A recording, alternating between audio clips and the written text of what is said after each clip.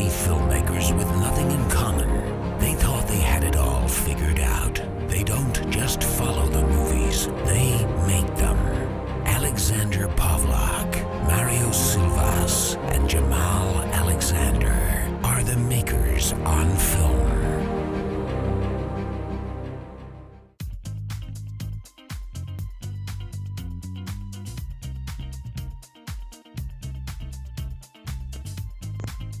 Hey, what's up? Hey, is Mario joining us?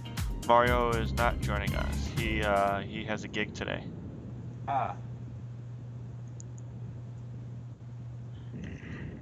Which kind of upsets me that he chose a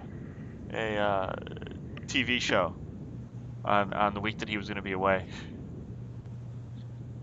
I know. But what are you going to do? If I'd known that, I might have gotten more sleep, but okay. Well, I didn't know you had to choose between sleep and doing the show. Yes, you do. I tell you this all the time. Doesn't mean I pay attention. What happened to the website? It was down for a while because it was being transferred to a different hosting site. Are we still on? Is it still like mof.ninja? Yeah. Our domain stays the same. It's just going through different servers. Okay. Yeah. And, So is it up now? you can go over to our website, mof.ninja, and right now and check out all of our stuff, our past shows and the About Us section and some of the movies that we like. So take this opportunity to go ahead and do that now. Oh, we'd started. I didn't realize. Well, we start whenever something interesting actually starts being talked about. Okay. I can just add this into whenever. So anything new on your end? Any new trailers or anything that you've seen that you are excited about? I saw the new Suicide Squad trailer.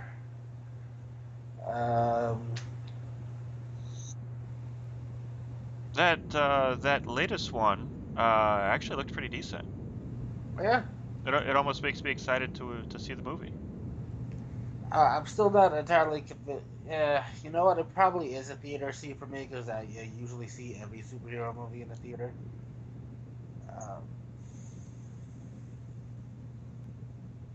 I mean, it looks fun.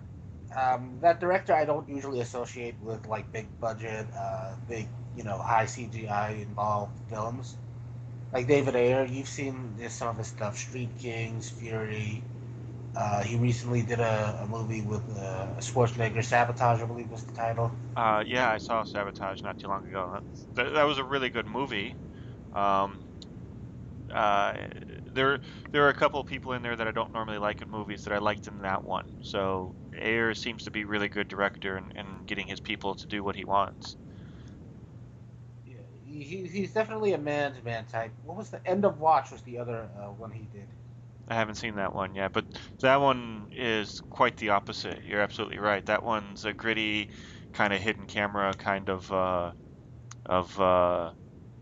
non-scripted thing, isn't it? Yeah. Yeah. Well, even Sabotage is really gritty, really kind of like uh, lower, but it's more realistic than anything else. Hmm. And I usually don't associate that with David Ayer. Yeah. Well, I thought it was a really good movie in and of itself. I thought Schwarzenegger did a wonderful job. I saw two Schwarzenegger films back to back. That one, and I forget which one I saw first, but the one I saw first was like a total kind of a blockbuster wannabe. You know, Something else came out shortly before or after The Last Sabotage. Stand. The what? The Last Stand.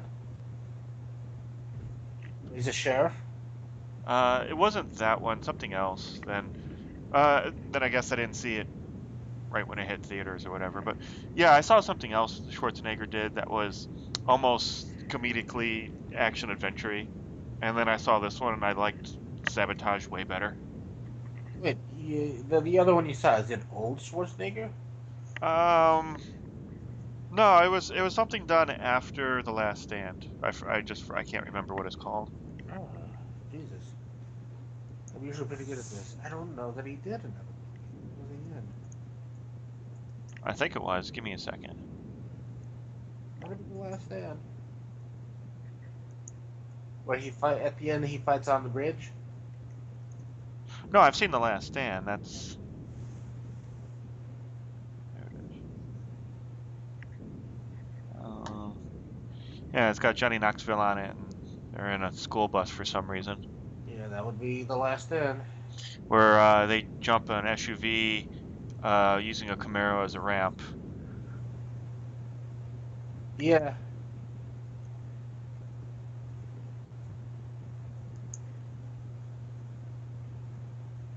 which is a shame because that director should have been really good. Because he's a Korean filmmaker, and some of his stuff has been really, really good, especially when it came to action. Um, Maybe it was The Expendables that I saw. Expendables 3. I think that might have been what I saw. Then I watched Sabotage. Yeah, he's sort of barely in Expendables 3. But have you ever heard the old? Well, did you ever read the internet theory that in Expendables 3, Jet Li's character and Schwarzenegger's character are gay lovers? That's why N- they still up together at the end of the film. No, I did not hear that. Nah, that was out there for a while. That's kind of funny.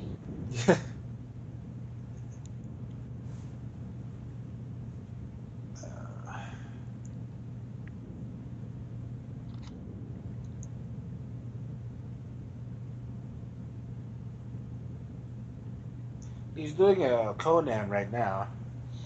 Schwarzenegger? Yeah. Oh, because they just did a reboot of that. Was that so bad that they have to go back and do now a sequel to the original? Whether it was bad or not is I don't think it had anything to do with it. It's the fact that it didn't kill at the box office. They spent 100 million on it and only made about 40 million back. That would be considered bad. Yeah. It's got the new Aquaman in it, and I liked it. I liked the Hercules with the Rock. I thought that one was pretty good. Yeah. I think I saw Conan, but I'm not 100% sure. Which, if I did see it and I don't remember, shows you how much I liked it. Oddly enough, two guys that probably should have been in a movie together by now, but haven't. The Rock and Schwarzenegger? Well, that's one. But The Rock and Conan. Oh, the guy who played Conan? Yeah. Who did play Conan? Was that the guy who's playing Aquaman. Aquaman? Yeah, Jason Momoa. Two big Polynesians. They probably should have been in a movie by now, but the only two big Polynesians in Hollywood.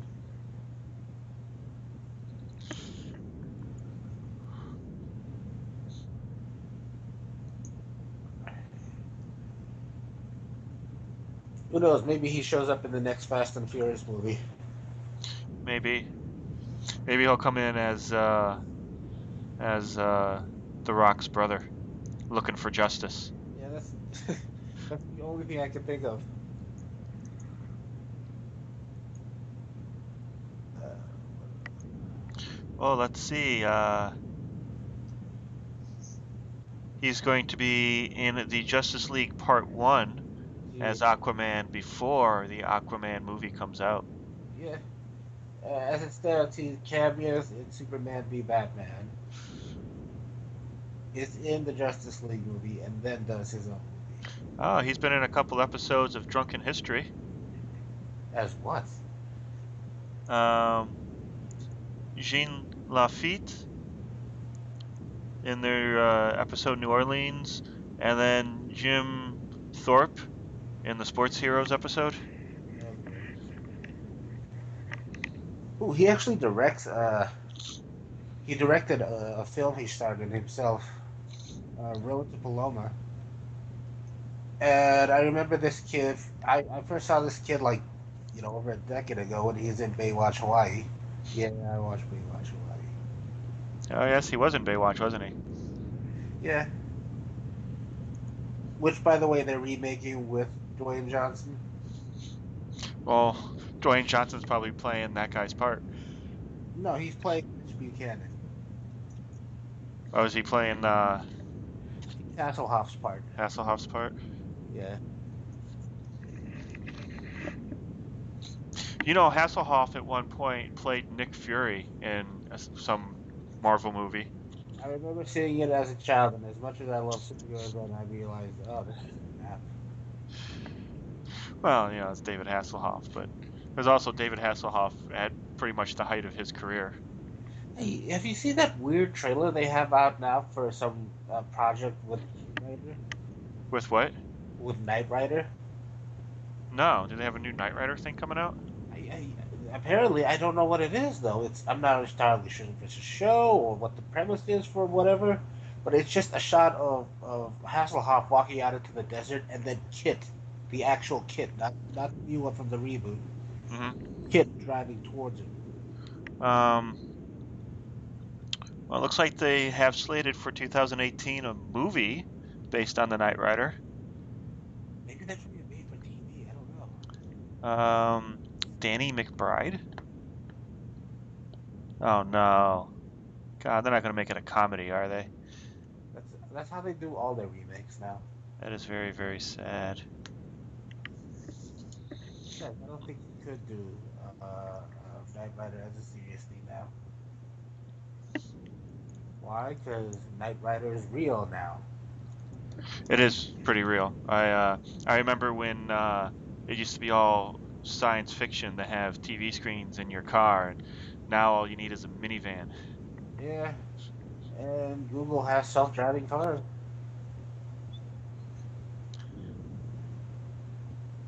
Knight Rider Heroes official trailer.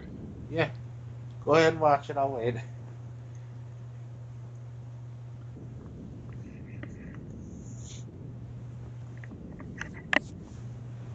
Ah.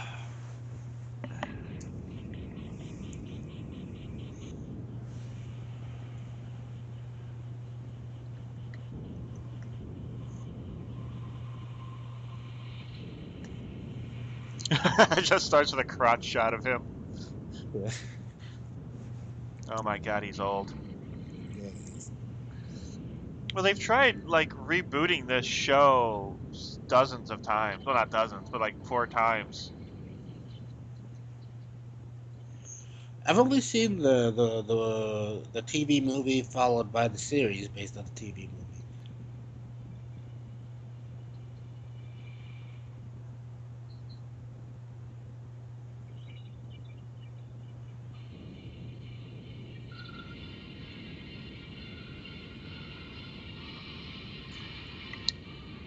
Yeah, they did a they did a Team Knight Rider, which was on. It went straight to syndication. I think it was on like the UPN network or the WB network, something like that. And it was a team of 6 people. Um, they were all Fords. It was an like a expedition, a pickup truck, uh, a Mustang, I want to say, and then there was 2 motorcycles. Maybe it was only 5 people, and the 2 motorcycles could form into a really weird looking car Mm. as well. So they could go out separately or they could be together. And one of the motorcycles had a very kind of psychopathic personality.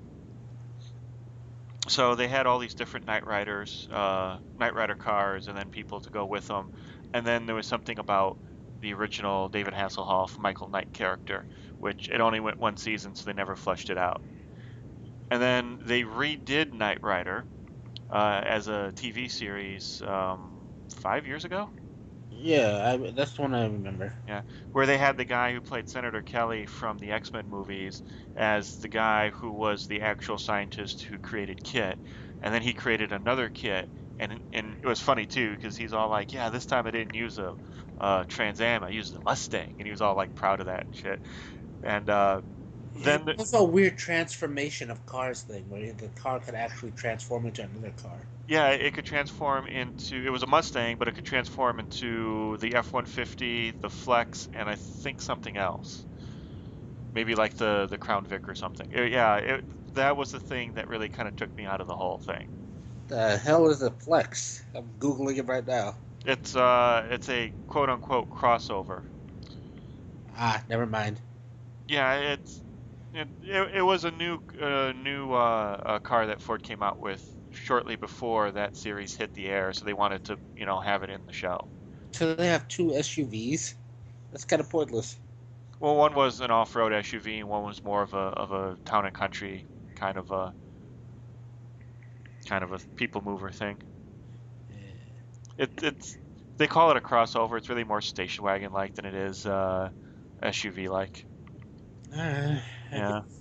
But then there was something about the main character who may or may not have been the son of David Hasselhoff's character, Michael Knight. And he was called Mike. So, there was that whole thing, is he or is he not? What's the connection? And then it went off the air. It only lasted a season. And it was Team Knight Rider was bad, but the remake of Knight Rider, they just started really fucking with the mythos of the whole thing. All the other characters, like the first car was Car, Karr, which went bad, and that was Kit's kind of mortal enemy. They took a little page from Marvel and made the enemy look exactly like the hero, except it had a kind of a gray stripe going around the bottom. So the car had an evil personality. It was more self-aware than Kit was, and of course, any machine that becomes self-aware has to be evil. So he was in a couple of episodes in the original series, but in this new one, they made him some sort of weird-looking robot thing, and he came out and he did battle with the Knight Rider, and it was poor CGI, and it was kind of poor writing, or poor funded maybe. Maybe that was the whole thing, that it just didn't have the budget it should have had. Was it on CBS? It was on one of the more major networks. Yeah, you would think they would pay for better stuff. Yeah, and then they like revamped it after 6 shows, and it still people still didn't like it. Like after 6 episodes, they revamped it.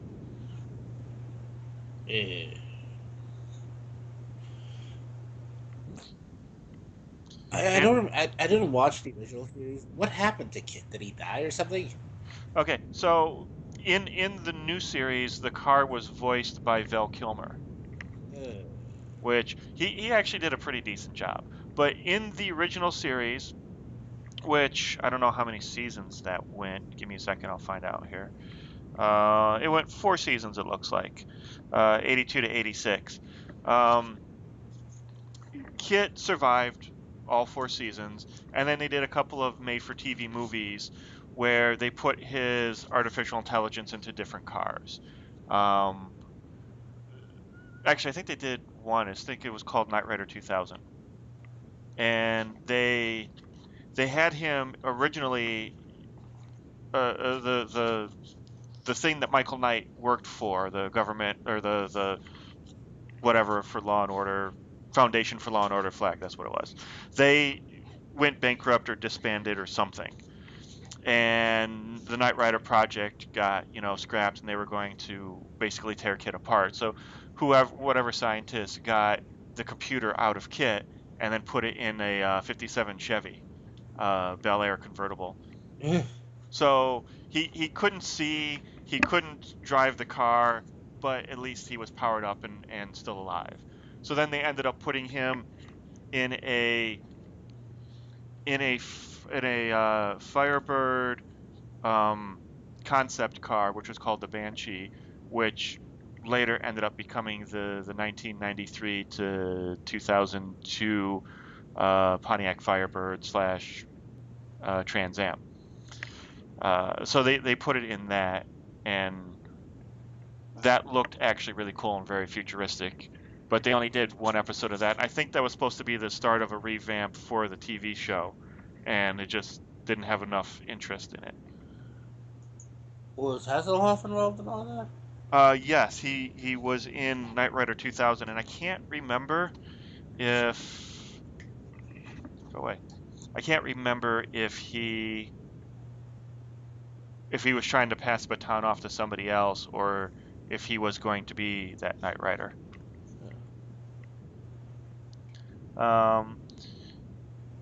There's a Knight Rider 2016 short. Oh, okay, that's a spoof. Never mind. Yeah, Team Knight Rider was in 1997. Knight Rider 2000 came out in 1991. There's a Knight Rider 2010 that came out in 94. What was that one about? That one doesn't even have a picture.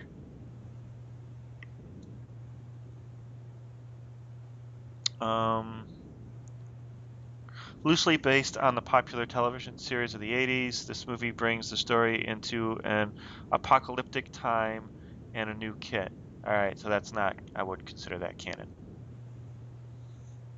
So yeah, they did Team Knight Rider. Let me see if I can find where that went. There it is. Ah.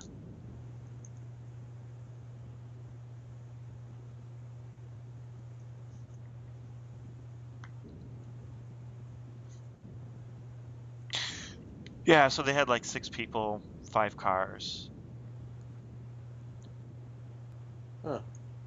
And they had a large. They were kind of like.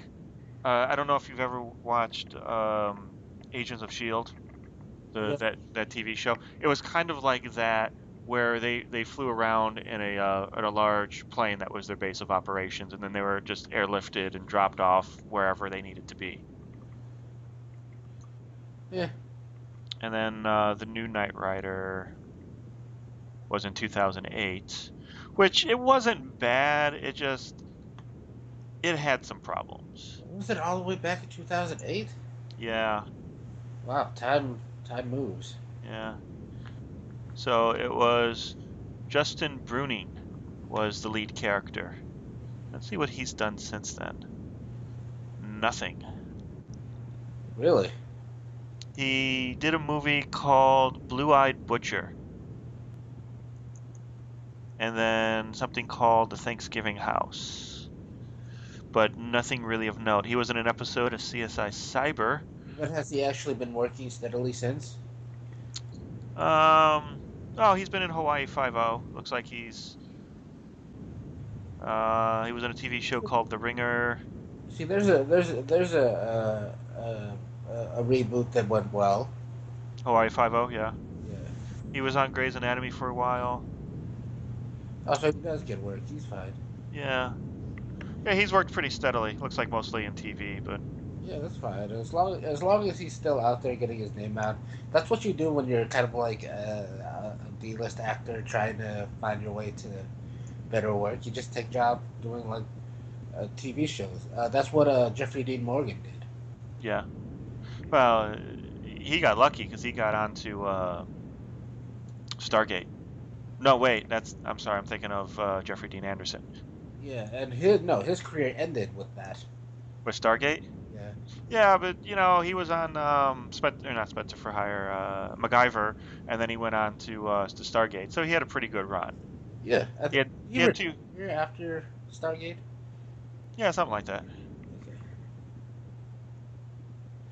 But no, like Jeffrey Dean Morgan was a guest actor on a ton of shows for a long time, and then he finally got his break again when somebody gave him The Watchmen, and then he's been around since. Well, he started gaining note on Grey's Anatomy as well. He was on for like a half a season, I think. I think he was on like a total of 5 or 10 episodes, where he played a guy dying of cancer who was in love with one of the doctors. And finally his character dies off. But he brought a pretty powerhouse performance, and uh, he got Watchmen, he got The Losers, he got something else for that too. So yeah, he's I think he's struggling a little bit, but I think he's a really good actor. He He's appearing in The Walking Dead as a villain soon. he looks a lot like Gerard Butler, and I really think they should do a movie together, like Really. brothers or something. When he grows out his beard, he says he gets confused for one of two people: Downey, or more often, he gets. Hang on. Yeah, Or more often, he says he gets confused for Javier Bardem. yeah, I can see that too.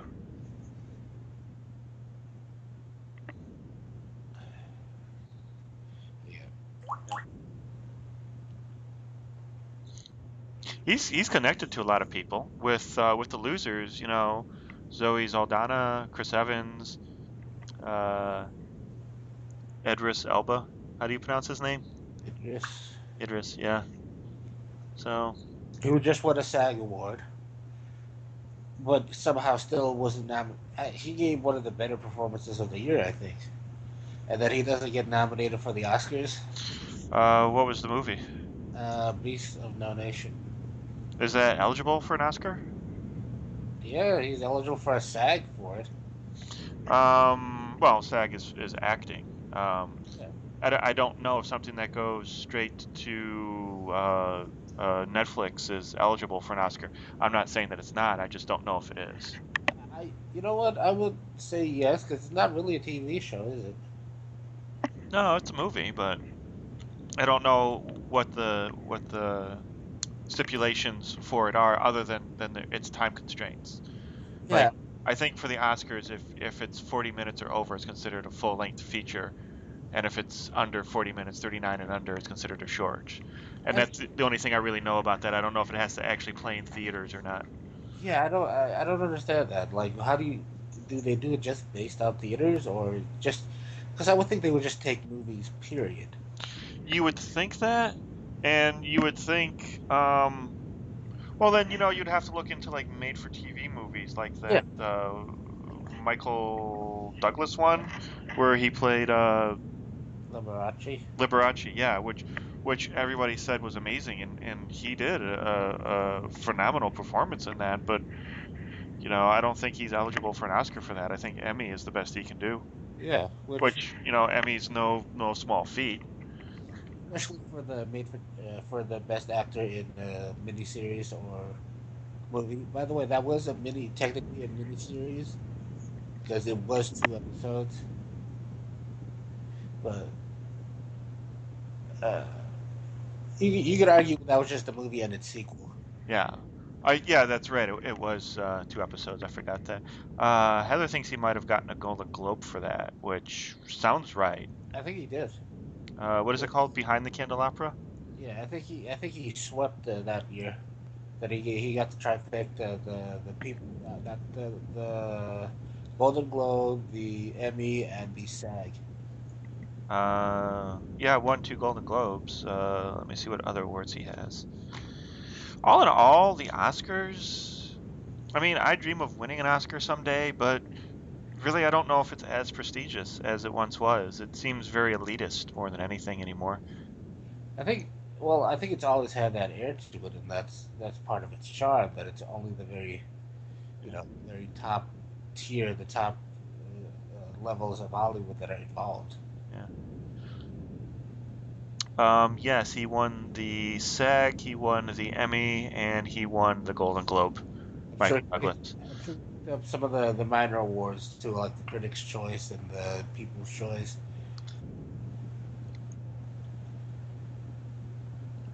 Uh,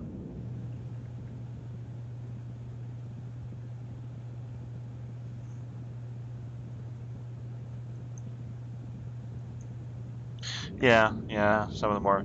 But yeah, I don't know. It's just the Oscars. I don't know what they're doing because they've passed up like a lot of good movies and good actors. Like, I just watched Creed yesterday, and I don't understand why dude wouldn't have been nominated for Adonis Creed for playing that role, because he did an amazing job with that. Michael B. Jordan. Michael B. Jordan, exactly. I don't know why the movie wasn't nominated for Best Picture, or the director wasn't nominated either. No, and it's funny because Sylvester Stallone gets a nomination for supporting actor, but nobody else in that gets anything. And I didn't think, him playing that role for 30 years, that is not as impressive of him doing a good job in that role as Michael B. Jordan coming in and doing the character that he did. I, I, I, I don't necessarily think of it as that. I think he absolutely just knocked it out of the park with that role. I don't even think it was a slow build up to that. That was a Rocky like I've never seen before. Yeah, I don't think he was that all the other films like leading up to it had anything to do with that particular performance. To be honest, I mean, like he just that it literally you could have changed his name and that would have still been an amazing performance. yeah, yeah, definitely. That scene where he learns he has the cancer, that was just goddamn. Yeah. And the fact that he is Rocky, kind of like just it really then pulls on your heartstrings. hmm Well, yeah, I mean, you have all that background and six other movies to play on when you're doing that kind of stuff. This Michael B. Jordan doesn't have any of that coming into here. So I mean, his performance, I think it outweighs what Sylvester Stallone was doing. Not that Sylvester Stallone did a bad job, but in reality, Sylvester Stallone is playing the part that Merges Meredith played Mickey, in the first Rocky. he's Mickey. Yeah, he. Well, according to IMDb, they're saying that Alba did get snubbed for Beast of No Nation. So I guess that might have been eligible for. He won it for supporting too, which means the kid in that role was the lead actor. But Yeah. I just, it's all in how the studios decide to nominate their people because they're the ones that actually like submit, like consider for consideration. Like I feel like if they nominated Elba as the lead actor, he would have won that. He probably would have. But apparently Sundance, they cleaned up at Sundance. Beast That of the Nation. yeah. Yeah. Looks like Ridley Scott. They're saying that Ridley Scott is getting snubbed for The Martian. You know what? That's karma because why the hell is The Martian a Golden Globe winner for comedy? Uh, I think that's karma coming back to get them. well, I don't think it's their fault that it got put in that category. Unless maybe it is. Maybe they are billing it as a comedy. I don't know. No, when the award season, I can't remember where I read this, but for the awards and stuff, they actually have deadlines or whatever, and it's up to the people behind them, whether it be like the actual filmmakers or just the studios and the producers, to hmm submit, their films, their actors, and their whatever for Yeah. consideration for those. So they get to choose which category they're submitting for, and I guess they looked at The Revenant and decided, odds are terrible for that for us to get that in the drama, and Yeah. decided, let's do comedy instead. Yeah. Whatever reason, the Golden Globe says, okay. Well, and then Straight Outta Compton too. I should have been considered. Yeah. That But was good. I've always thought the Oscars should just, finally get with their awards, the Golden Globes and the Emmys, and just have their own comedy section. Because I feel like that would make comedies better.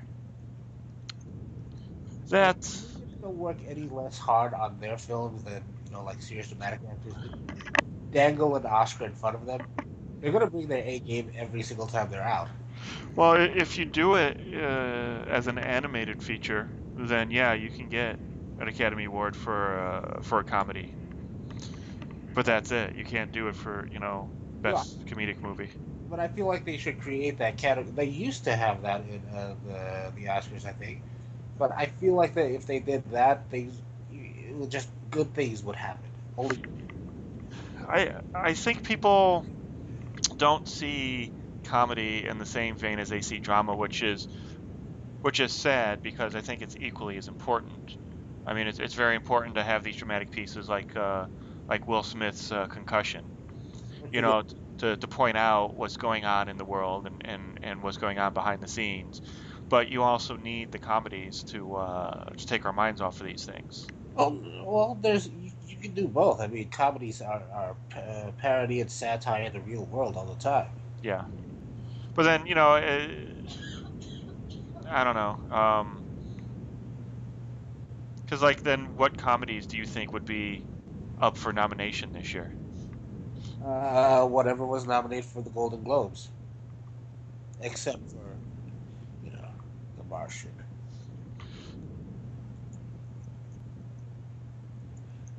Like people care about who wins the Golden Globe for best comedy or best comedic actor. And I feel like that's the only time when they really do that. Like people really start kind of respecting people when they win or comedians when they win a Golden Globe. For comedians, I feel like the Golden Globe is their Oscar because it's the highest that they can get to. Okay, well, the ones that were nominated for the Golden Globe this year were The Martian, Joy, which I haven't seen, What the hell? That's not a okay. That's not a comedy either. Spy. Spy I would have nominated, yes. I haven't seen that one yet, but we do have that. The Big Short, How's that which not a comedy? did not look like a comedy to me either. It has Stephen Carell in it, but it also has Ryan Gosling, Brad Pitt, and Christian Bale, which those guys, maybe Brad Pitt, but the other guys I don't think of right away when I think of comedy. And then Trainwreck, which I believe Mario said he walked out of, and people were saying was actually pretty bad. I've heard the reviews come back for it great, but well, the Rotten Tomatoes on it is pretty good too. But yeah, I would have nominated that too. And they may not have been my picks, but The Big Short and Joy seemed like they were satirical of society. I haven't seen The Big Short yet, but again, that's something that we have uh, on the computer. We have it, but I just haven't watched it yet. Don't say that on the thing. People will know you're illegally doing stuff. Well, you see, now they think I'm illegally doing stuff because you said that. I just said, I have it on the computer. It's not out on DVD yet, so they know you're doing it illegally. I could be getting screeners. You don't know that. No, they know that. I'm kind of a big deal. No, they know that. Anyway, so going on to our main topic, which was Firefly. Did you happen to watch that? Yeah. See, they have Mad Max as a drama for the Golden Globe. Just hitting this really quick, which I didn't think it was too dramatic. I thought it was more action adventure-y. I think they did it just because of the actual feat of filming all of that, like actually getting all of that together, choreographing and everything like that. The fact that the director could do that is probably what impressed him the most. Like it seemed like a really difficult thing to do with moving cars out in the real world. Oh yeah, and the art direction and the what would be technically set design is amazing because all those cars are real. Yeah, so I think that's why it was nominated. Okay, I'll give you that, but still. But anyway, so going on to Firefly. Hey, So back to that real quick. I would have probably been better okay with that as in the comedy, but I would be The Martian. yeah, I was thinking that too, because it's comedy or musical, and I could almost say, well, Mad Max, its action was very well choreographed, like a dance number, I and it was kind of set to music. There was a lot of music playing and cars doing things versus actual dialogue over any of it. Well, I say that because they're such outlandish characters and they have those action hero lines Like just in the trailer, the kid Nicholas Holt going, "Oh, what a beautiful day," and stuff like that. Yeah. Like that for me just says, you know what? That could possibly, if it has, genuine like jokes and funny moments like that, yeah, that could probably be barely eked by as a comedy. It's not, but it has more grounds to say that than The Martian does. Yeah. Martian was clearly done because they knew they weren't going to win Best Drama. I don't know. I mean, that was pretty good. Although I guess The Revenant is cleaning house everywhere. Yeah, they saw the Revenant, and the Martian was afraid of the Revenant. Yeah. Well, I think that's going to be the movie to beat this year. Yeah, Yeah. it's the whitest movie in Hollywood too. Well, it does have Native Americans. Yeah, but none of them are nominated for an Oscar, are they? No, No, it's just the two white guys. let me take it back. The whitest movie in Hollywood this year was probably The Big Short. Yeah, yeah, maybe. Or you should watch SNL. They did like a really good parody of the Oscars So White, where basically everybody just show they show a bunch of really good movies that are about African Americans or made by African Americans. Hmm. Pick white guys from all of them as the nominees. It got to the point where it goes, and nominated for Best Actor is Dave from so and so movie for his role as cameraman that walks on then walks off again. And it's basically just one guy who walks on and just I'll see, then walks right back out. Nice. All right. When is the Oscars this year? Do we know? I thought it was this month. I'm sure it is, but I don't know exactly when. Of course, I have all the world's information at my fingertips. I would say the same, but I don't feel like budging right now. So Let's see. 2016 Oscars. isn't it usually like the week after the Super Bowl? February 28th, 2016. So 2 weeks after the Super Bowl, or no, 3 weeks after the Super Bowl. Why is the Super Bowl this weekend? It's on the 7th, I believe. I don't know. Yeah, it is this weekend actually. Okay. Okay. Well, I will be very interested to see what happens there. The Super Bowl, yeah. That too. What? I like the Super Bowl. Uh, okay, sure you do. I do. Okay, so Which teams are playing the Super Bowl? hmm? Which two teams are playing the Super Bowl? Isn't it the Seattle Seahawks? I'm sorry? No, the Seahawks are not there. Uh, it's some bird team, I know that. Google it. No, there is no bird team there. Okay, hold on a second. Oh my god. Okay, let's just move on to films. Okay, so Firefly. Super Bowl 50. Oh, the Panthers and the Broncos. Okay, whatever. Okay, point proven. My Super Bowl is in 10 years, so I don't even care about this shit. Wait, what do you mean your Super Bowl's in 10 years? My suit. Okay, so you know how I abbreviate my name, just an L and an X? Yeah. Okay. Do you know what the Roman numerals for 60 are? L and X, I assume. That is correct. L is 50 and X is 10. So I assume that you're just waiting for that, and you're going to copy that graphic, and you're going to have it everywhere then. I already have my own logo. But yeah, probably. Okay. I'll at least buy the hat. Okay.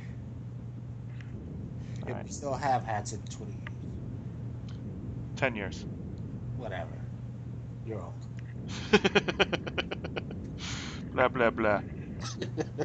So anyway, Firefly, did you watch it? Yes. Okay. And this was your first time seeing this TV show, correct? No, I watched a few episodes back when it first came out. Okay. Oh, really? Yeah. Okay.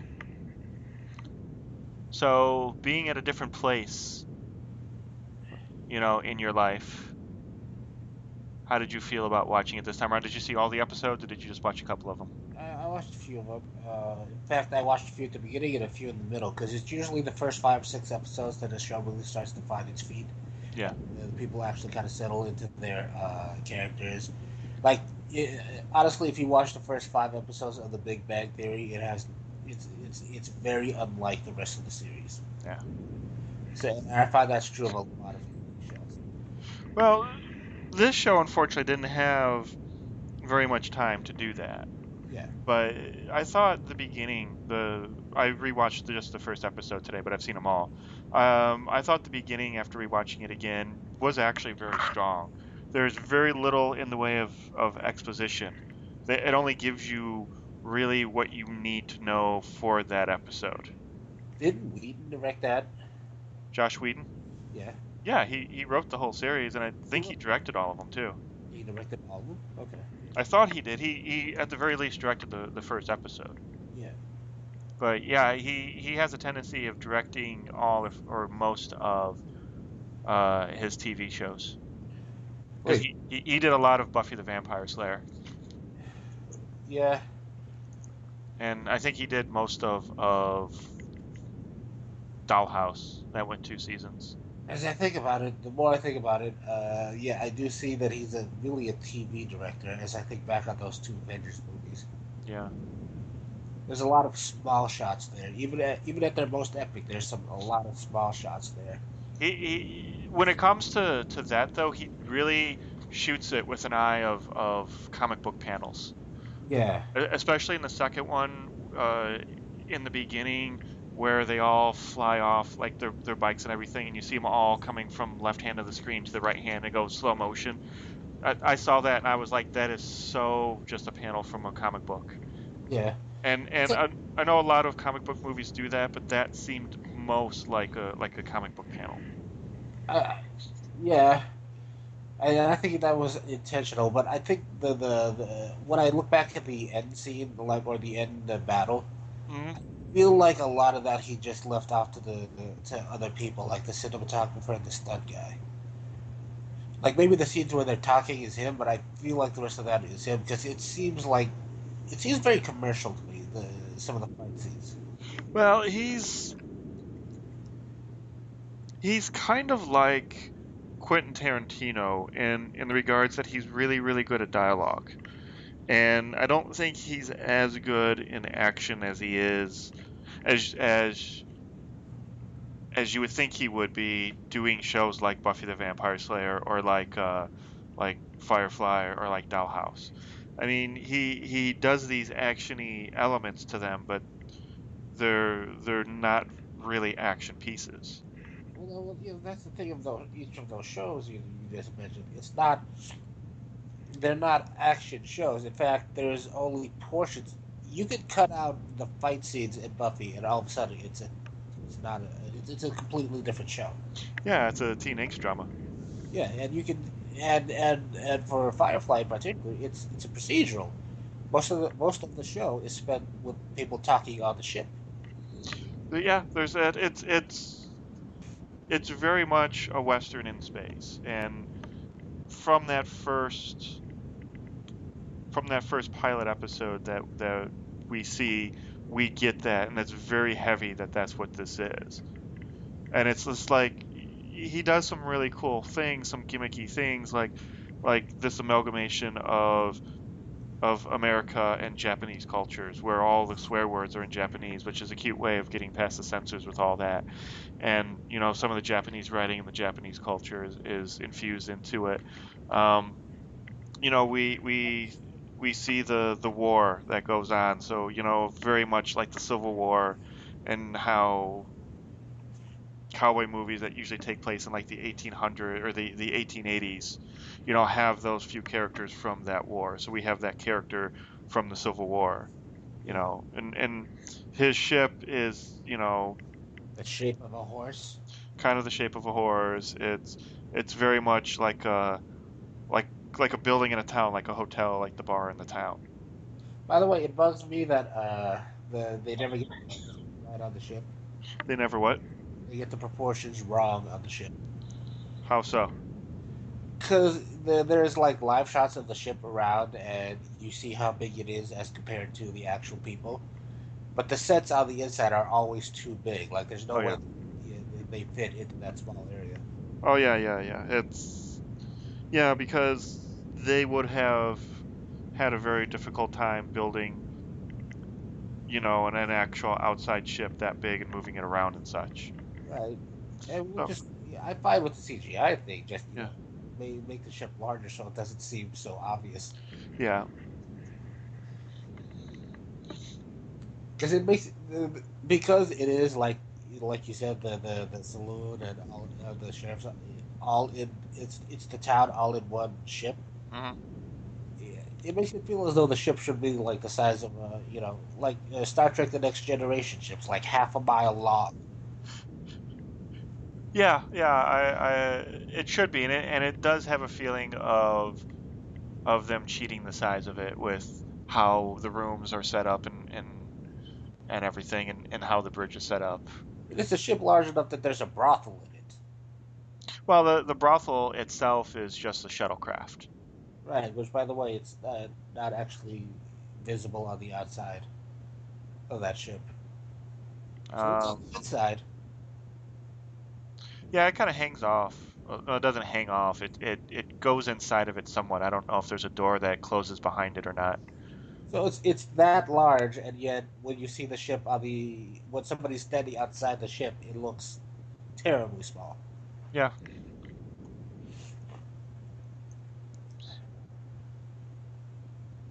By the way, I somebody else you called it this, but it's Han Solo, the TV show. It kind of is. And Captain Mel is very much like Han Solo. If he had a crew, and which would make what's her face? Do I want to say her last name's Torres? Yeah, Gina Torres. That would kind of make her Chewbacca. Google that because I'm not entirely sure that her name is Gina Torres. I know she's Lawrence Fishburne's main squeeze. Yeah, no, I'm looking at it on IMDb right now. So it is Gina Torres. Okay. Yeah. She would be Chewbacca, yeah. Or I don't know, maybe Adam Baldwin could be Chewbacca. No, we just say that because he's tall. Adam Baldwin is clearly some sort of Sith defector. Well, I mean, Adam Baldwin is kind of, simple and goes straight to violence. That's It, not. Well, it yeah, it's kind of chewy. it's almost the same character too that he plays in this that he plays in Chuck, which I don't know if you've ever seen Chuck or not. No. Yeah, it's a guy who's more muscle than brain. Although in Chuck he is a little bit smarter than Jane from Firefly. Yeah, his name's Jane. Yeah, That's why he's so angry in so many scenes. I think that's part of it. I think it's that boy called Sue kind of mentality. uh, trying But to. Go ahead. I was gonna say that I'm just looking over this, and it's a really good cast. That Nathan Fillion, Gina Torres, Alan Tudyk, Adam Baldwin, Summer Glayul, and Ron Glass. These are, and I know this is like one of Summer Glayul's like first things, but Isn't she it like Lao? is it Glau? I don't know. However it's pronounced, but it's like these guys. Um, Fillion has been noticed in everything that he's done. He just hasn't had a series until Castle that lasted more than a season. Adam Baldwin's been in all sorts of shit. He was in Full Metal Jacket, or yeah, I think that was the one he was in. The television actors have, at least the ones on network TV, primetime TV, Mhm. have to charm the audience because they can't really like do a character actor and get into that character and then stay in that character for 10 years. A lot of that has to come from them. Mhm. Nathan Fillion is just a charming dude. That's why every time you see him, he's able to sort of carry shows like this. Well, that's why they keep going back. Like networks keep taking chances on him. Like like he stood out to me in the like. I don't know if you saw his little arc on Buffy. You're kind of fading in and out. Can you repeat that? Um, the first time I saw Nathan Fillion was on Buffy. Okay. Yeah, I don't know if you saw that, but did you get the rest of the stuff I said earlier about being able to carry the show? Being what? Did you get the rest of the stuff I said earlier about being able to carry a show on TV? Yeah, I did. Okay, uh, but I think Nathan Fillion just has that that kind of it factor that makes like Hasselhoff. Hasselhoff keeps getting shows because people are entertained just watching the Hoff. Like like it's representational acting as opposed to method acting. Right. And Nathan Fillion, I think, does that so well that he's able to keep getting shots at TV shows. If Castle didn't work out, he would have gotten something else. And I have Oh, very little doubt that when Castle is done, they're going to offer him TV stuff again. oh yeah. I think you're absolutely right. And It's that action hero rule. Action heroes don't have to really like dramatic, don't have to act like all dramatic or whatever. Be able to do that. They have to be charming. They have to keep you entertained. That's why Schwarzenegger keeps getting was as big as he was. I think that's why he surpassed Stallone because Stallone went out there and really tried to kind of like win an Oscar. well, he did win an Oscar, didn't he? Didn't he get one for Rocky? No, he got nominated for screenplay because he wrote. Yeah, I thought he got one for actor too, didn't he? He might have been. I don't know. I don't think he was nominated for actor.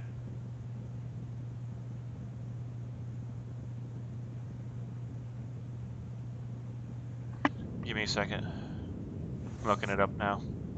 Okay. It won 3 Oscars, so let's see what they were. It won Best Picture, it won Best Director, it won. Wait a minute. Yeah, it won Best Film Editing. So Best Picture, Best Director, Best Film Editing. He got nominated but didn't win For what? for Rocky Right, but for screenplay or for acting? for acting. Okay. Um, Let me see. They got nominated for Best Actor, Best Actress, Best Actor in a Supporting Role, Best Actor in a Supporting Role. So Burgess Meredith and Burt Young both got nods for Best Supporting Actor. It did get a nomination for Best Screenplay, Best Sound, and Best Music Original Song. That says to me Carl Weathers got screwed. He did because he did a pretty good performance there too. Him and Stallone still don't talk to each other because of Rocky, not five, Rocky 6, Rocky Balboa. Really, what happened in Rocky Balboa? Uh, Stallone called up because I guess he doesn't have the rights to this or whatever. He called up Carl Weathers and said, "Hey, can I use some of the old footage from you back in the day in the films?" And Carl Weathers tried to find work. Said, "Well, you can use them if you write me a new part in the movie, and or write parts for me in this new movie." And Stallone says, "Your character's dead." Carl Weathers says, "Figure it out," and then they just kind of stopped talking. What ended up happening is in Rocky Balboa, they actually had a body double come in and do over some of the Apollo Creed scenes.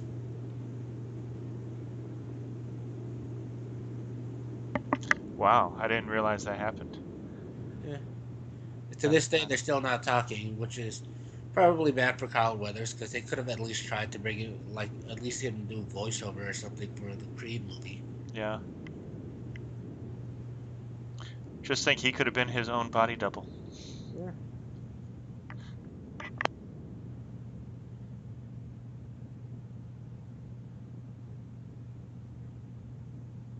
It's very interesting. I'm still not sure how he doesn't just own the rights to that. You'd think he would, being the writer and Producer. producer. Yeah, I don't know.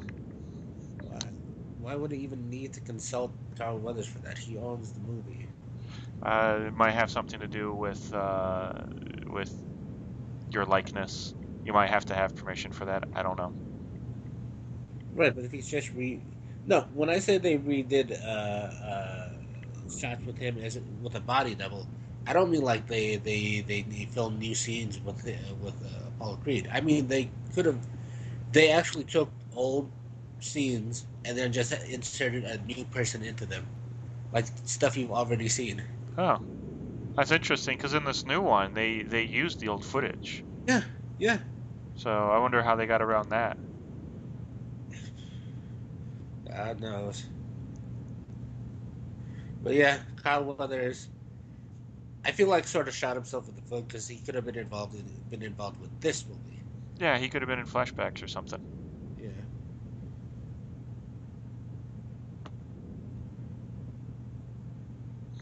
Apollo Creed is a great character. Like he could have done his own movie actually. They could have.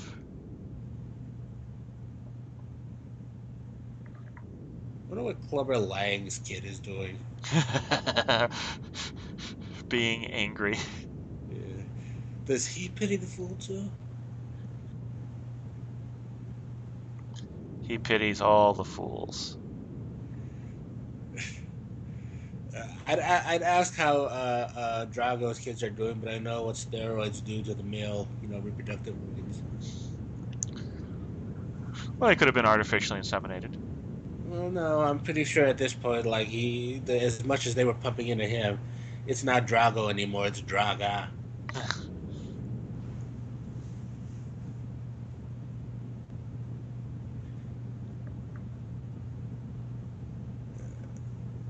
I never saw Rocky Balboa. It's a pretty good movie. Yeah. I think it's Stallone's last good movie as him as director, or maybe even the only good movie with him as director. But it's a pretty good movie. It's not Creed good, but it's still fairly solid.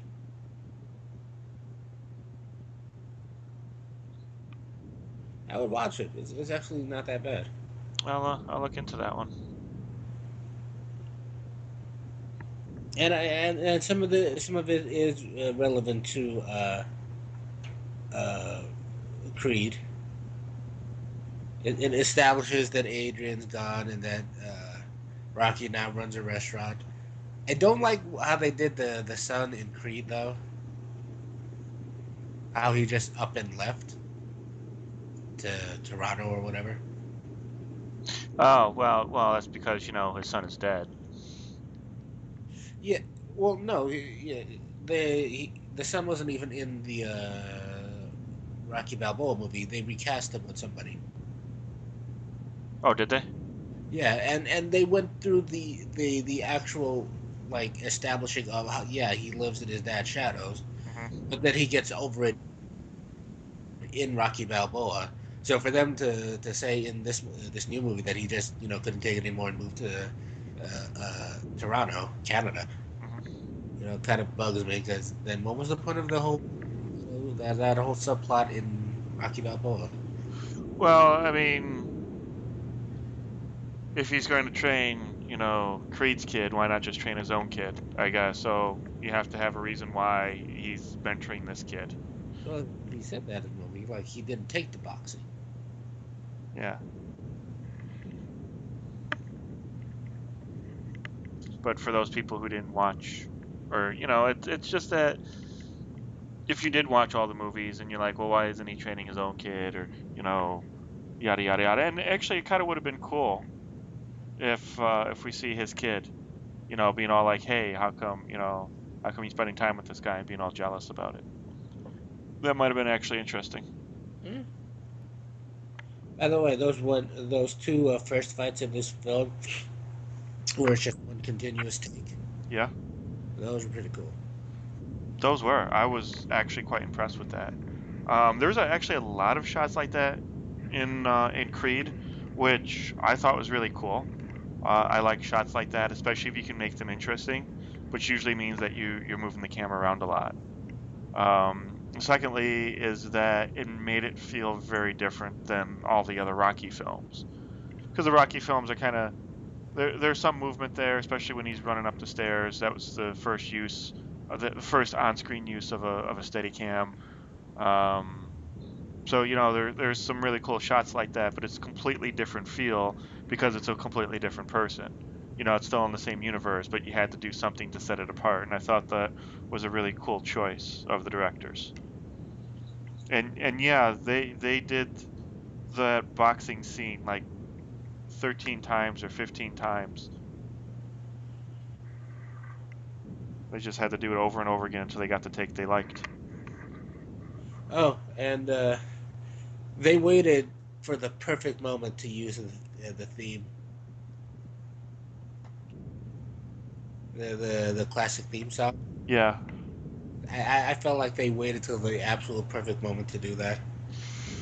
I thought it was just a little on the cheese side, but they didn't overuse it, so it was very effective how they used it.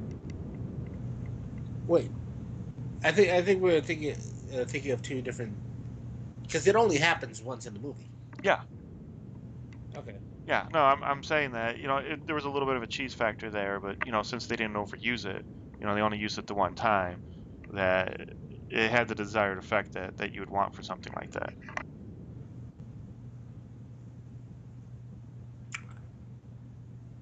I feel like they've overused that song in every movie they've done since then. So the fact that they kind of what it's done is actually like really reinforced that it's the Rocky song. So you don't really get the sense that this is the Rocky movie until that very moment when it's finally like come full circle and complete. Right. Were we talking about Firefly? We were. You were talking about characters being or actors being the action hero effect. Okay, yeah. That's what it was.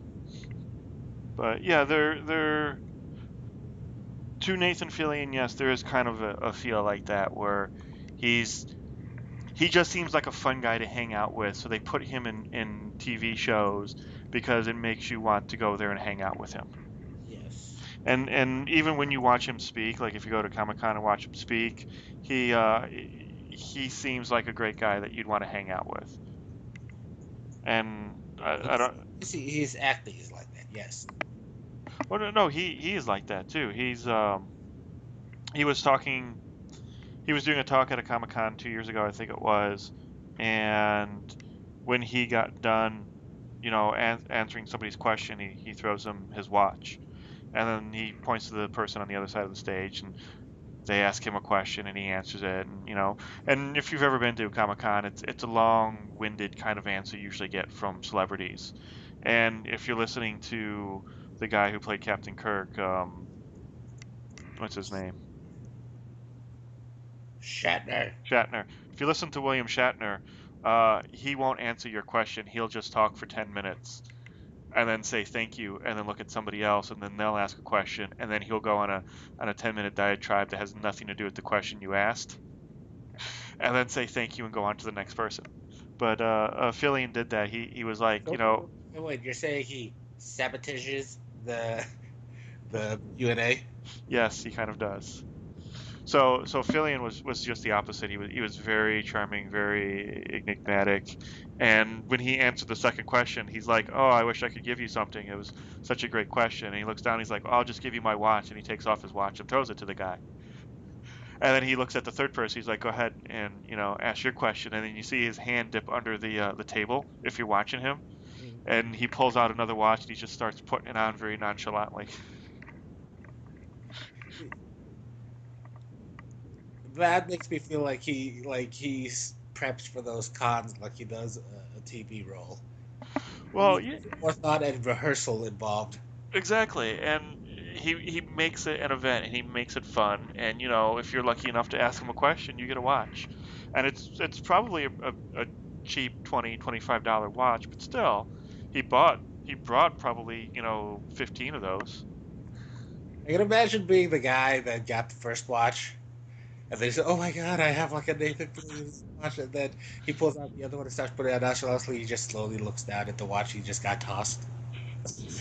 What the hell? Yeah, but you get to be the setup for that joke.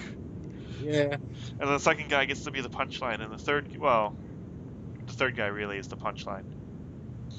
But it's the first three, and then after that, it's just he doesn't even bother putting them on anymore. He just pulls them out of the little envelope and tosses them to a person. Like it's a just get okay. I'm not bottom it back off again. Just takes out an envelope full of them and just tosses it on the table. Yeah, let's keep going. Yeah, kind of. He's like, here, have my watch. But those first three people at least had a watch that were on Nathan Fillion's wrist. Yeah, just sounds creepy. Hey, it makes the watch worth more. It's kind of like there's That's a like, that's like buying Britney Spears' hair after she shaved it all off. kind of. I was gonna say it's more like a whip actually used on screen for Indiana Jones versus one of the whips they made for the movie that they didn't use on screen. Thank God you said Indiana Jones because you said that. I'm like, wait, is he gonna say porn? Well, I could have gone with 50 Shades of Grey. I haven't seen it, but the fact that you have, I haven't seen it, although I want to see the Wayans interpretation of it, 50 Shades of Black. which apparently you can get on bootleg, and I'll Okay, find. can you? Well, I don't think they care about making money with that one. I think they just care about making fun of it, which kudos to them for that. The trailer looks funny. It does, especially when the elevator doors close on her face. That and what Wayne says as he's walking away. Hey, white girls, get that elevator fixed. Oh, I know. I saw that and I'm like, oh, I want some white girls to boss around. It won't be as impactful if I say, but still. It was funny as hell when he did it. And then when they're communicating at the piano. When they communicate like not like white people. Yeah. Yes. And then they're like, oh, that was way more effective. Now that's real communication. Or when he's talking to her dad. Yeah. That was good. Man, I'm just fucking the bitch. Who's the dad again? I don't know. They're at some sort of party, and the dad's like, "You take care of my daughter now," and he's all like, "Hey, I'm just fucking the bitch." Yeah. It was Mike Epps, actually. I think. Yeah, Mike Epps. Was it? Yeah. By the way, Mike Epps is in Uncle Buck. Is he? He's Uncle Buck now. Oh, you mean there's gonna be a new Uncle Buck with him? There's a TV show, Uncle Buck, with Mike Epps as Uncle Buck.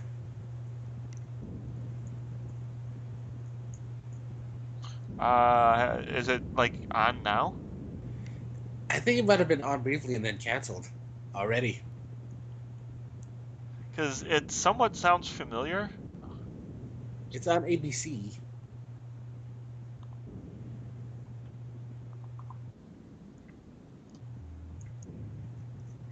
But I think it might have already done like 12 episodes and been canceled. Hmm.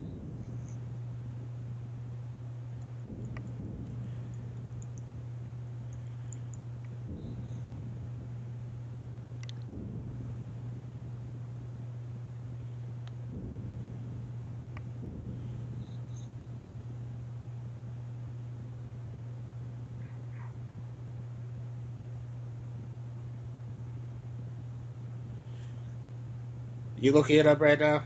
Oh, yeah. Okay. You do that. Oh, he was in a couple of the Hangovers.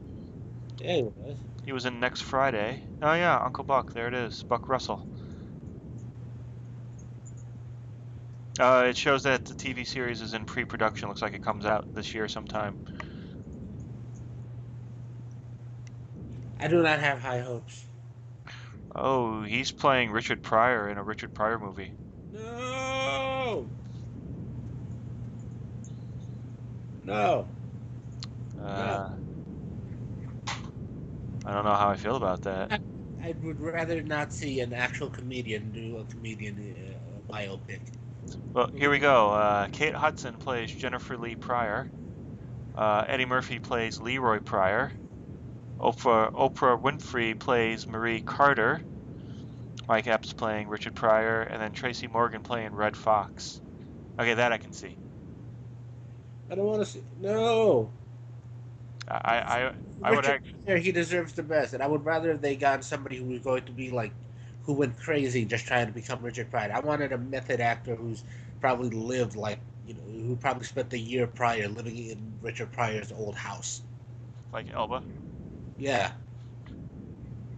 that's what I would have wanted for Richard Pryor. Richard Pryor deserves that. Mm, but you have to understand that nobody loves Richard Pryor like black comedians. This is true, but So there's going to be a level of reverence, I think, that they're going to give to it that nobody else could. right, and I'm pretty sure that like nobody loves Hitler all that much, but I'm sure method actors wouldn't live his life. Well, that's different. I mean, you're not going to get a neo-Nazi to come in to play Hitler. Right? And I'm sure there's people there who don't love the Romans that killed Jesus, but those guys probably get into character too. I would want somebody to do that, and yes, comedians do have a very special place in their heart for Richard Pryor. Hmm. Doesn't mean that they can effectively portray Richard Pryor. I would want somebody that. I'm not even sure that they would give the same sort of time and care that a dramatic actor would do. Just because they feel an affinity to him, but they're not capable of actually portraying him. Well, I mean, look at Jamie Foxx and his portrayal of Ray. Yeah, I I would mean, Jamie Foxx do it. He seems to straddle both lines because he is a comic. yes, he is. He was on, wasn't he on In Living Color? Yeah, he was. Later on, as the show progressed, he started to become the star of that show. Yeah. But yeah, I would have gotten him to do it because he lives in both worlds. Although to see Tracy Morgan be Red Fox, I would watch that all day. I think Tracy Morgan should just have the rest of his career be doing old Red Fox TV shows or movies or whatever. I recently saw him on Jimmy Fallon. Tracy Morgan? Yeah, and I don't know that I've always responded to his brand of humor, but I noticed very vividly that Fallon didn't ask him any questions. He just sat Tracy Morgan down, and Tracy Morgan just went. Like he just started, after the other. He didn't wait for questions. Didn't do anything. Didn't. Fallon was really just there to kind of like glue in certain things, like Stop him when the segment was over? what's that? Stop him when the segment was over? Yeah, basically to start and stop the segment. Like he just sat Tracy Morgan down, and Tracy Morgan just started telling stories. So is Tracy Morgan now the new Robin Williams? I think he might be. Well, I don't know that they're very close anymore because Fallon like said a couple of times on the show. I haven't talked to him since the accident.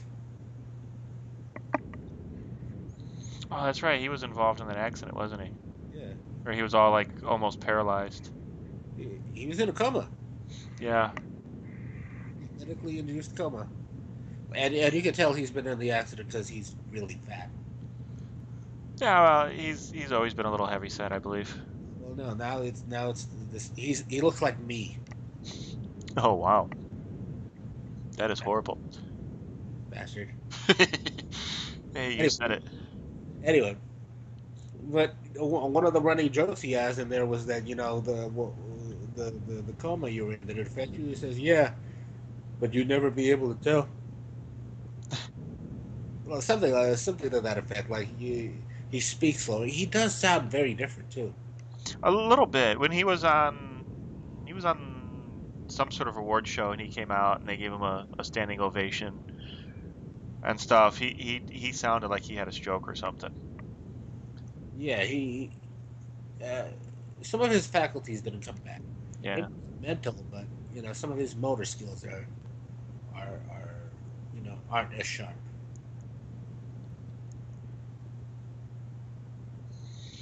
No, but you know what? I bet you he kills it. I bet you he goes back into acting, and you won't even notice. No, I'm sure when he gets a script and he rehearses it, he's probably going to sound normal. Hmm. But when you leave him to his own, like he was on the show, Hmm. you can tell something's a little slower now.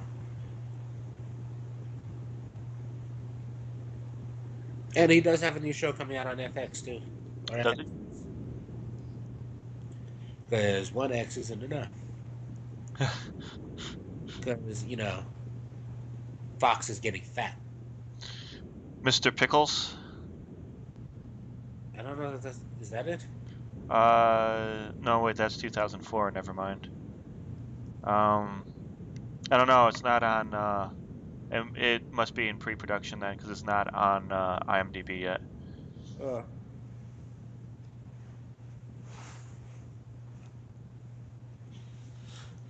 it's hard having conversations about black comedians when one of the ones that was the most positive influence, turned out to be the biggest monster ever. Bill Cosby? Yeah. Well, now who should play Bill Cosby in the Bill Cosby movie?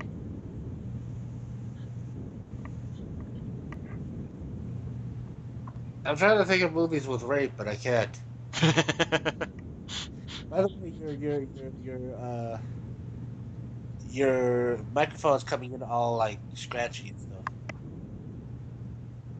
Yeah, it's a bad connection that we have going on here, but Anyway, yeah, I'm trying to think of movies with rape, but I can't think of it. Oh, what about the guy that the homophobe from Grey's Anatomy? oh, I know who you're talking about. He was Isaiah Washington. yes. Okay, I could see that actually. Not like he's gonna get, not like where people are kicking down the doors to see him now.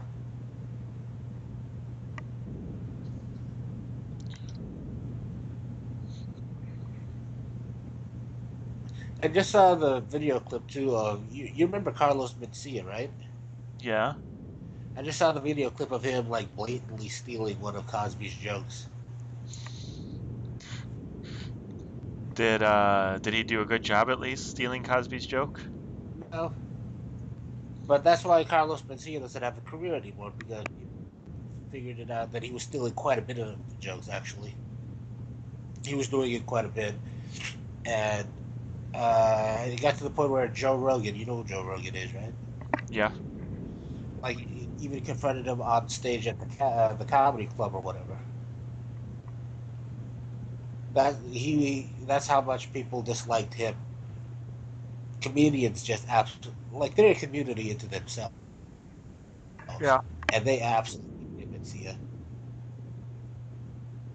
Well, him and that other guy who always steals shit, Dane Cook. Dane Cook, who isn't even funny. He steals like really good jokes and then tells them badly, and they're not funny. Oh, I read. If you go to his Wikipedia, they even point this out for Carlos Mencia. I mean, uh, they did a poll from comedians and asked, who are your least liked fellow comedians, and Dane Cook, Carlos Mencia, and Jay Leno were on that list. Really, Jay Leno?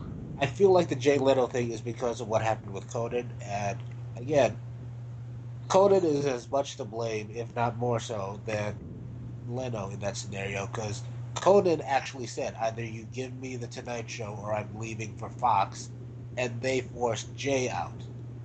And then Conan gets the show, and the ratings tank, and so they say, let's bring Jay back.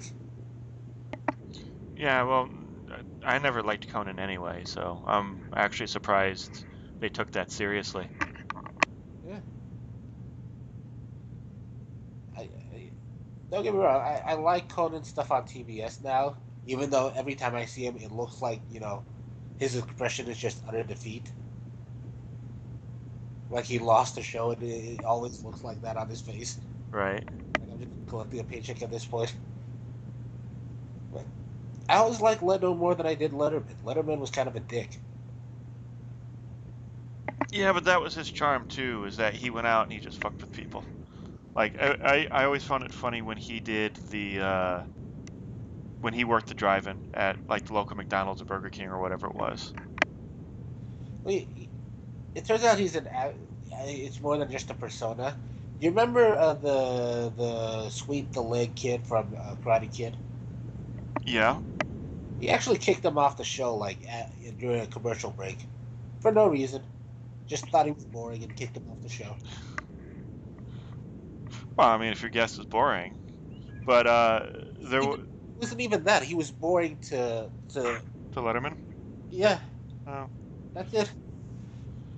Like he went up, he stood up to show him, hey, this is how we were trained to do a sweeping kick or whatever. And then as he's doing that, Letterman says, "Oh well, we'll do that when we get back." And then he goes to commercial break, and they come back, and the kid's just gone. That's funny. I mean, that's not funny, but it's funny. The guy's kind of a dick. Oh yeah. So I always preferred Leno. At least the guy actually wrote a book about how to get by, how to succeed in life while still being nice. He is definitely nice. I will give him that. And I think that's a genuine thing too. I don't think that's an act or anything. I think he is genuinely just a nice guy. Yeah, and that's why I always preferred Leno to everybody else. And Leno really is disliked by the rest of the comedy community for some reason. Because even before I read that thing about the little poll they did, like George Lopez went out of his way to throw shade his way. Like they asked him, they asked Lopez, who were some of your influences or kind of like the people you like before you had your uh, uh, late night show, which two got canceled. And I like George Lopez, by the way. But he went out of his way to say like, yeah, Leno's boring. All he ever wants to talk about are his cars or golf or whatever, which isn't true. It was not true at all.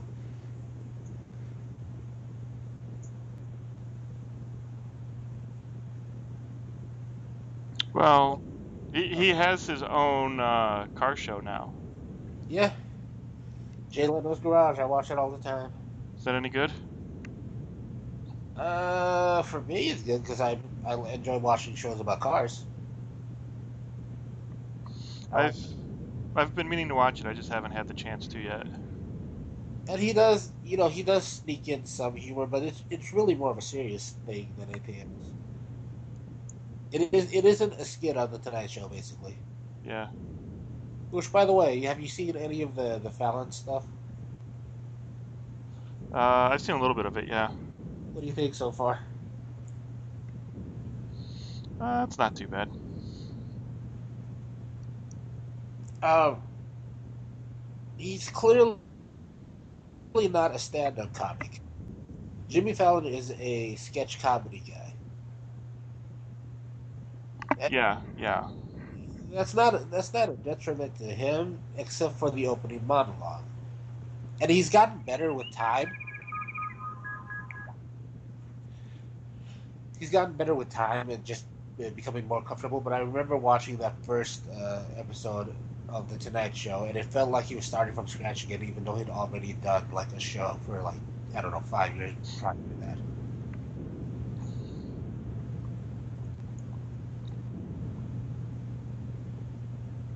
You know who really should have gotten the Late Show too was Craig Ferguson. Oh yeah. Yeah. That guy was funny, which is Yeah. weird. You don't say that about foreign comedians. No. Well, I think he spent enough time here in the States that the only thing remains is his accent. Yeah.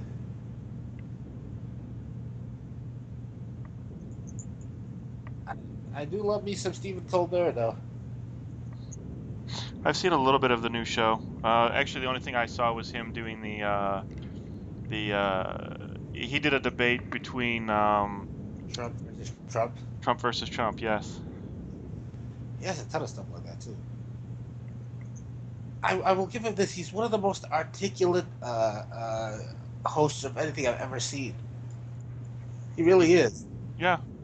Like he could. He doesn't. There was this thing that happened a while ago where somebody at Comedy Central, who has control of the Twitter for his show, not his actual Twitter, sent out something fairly racist. Mhm.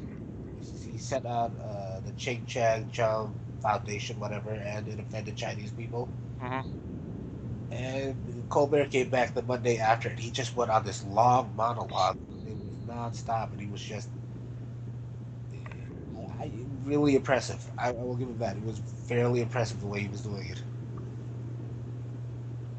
Well, he's pretty much a class act. Yeah. Yeah. Just his delivery and the way he goes about it, like the guy's a pro. I'll give him that. Mhm. Yeah. Which if you've ever seen any of the TV shows or movies that he's been in, he rarely ever plays anybody that intelligent. Like the one that stands out for me the most is Strangers with Candy, and it was just a weird little show, and he looked exactly the same because he was like a teacher or a principal of the school or something, and he was always in a suit, but his character was not too bright at all. I don't think I've seen Strangers with Candy. I think it was a Comedy Central TV show Like an primarily. actual, just the movie.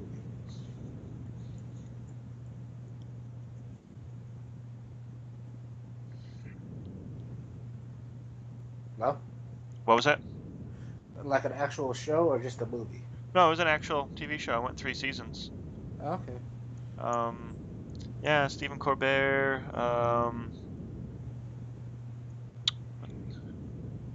I forget. Oh, the Oh, irony, the coincidence of coincidences. Steve Carell and Stephen Colbert used to be on the same show together.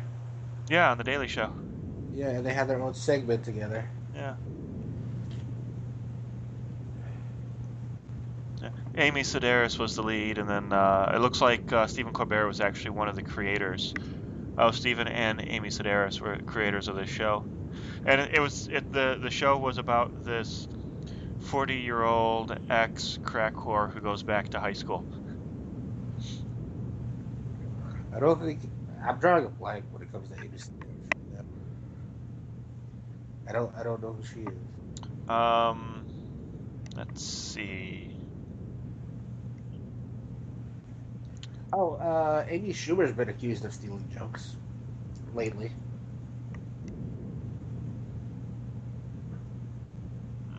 Yeah, I can see that from her. I don't think she's all that funny. Um, it looks like Sedaris's. She's a stand-up, but her bigger claims to fame are she was in the movie Elf, and then she did some voiceover work for like Puss in Boots and Chicken Little. I'm surprised SNL isn't on there. Um, I'm looking. I don't see that on there yet. Oh, she was also on an episode of Mr. Pickles. I don't know what that is. That's not. No, that's not. All right, that's some sort of weird cartoon.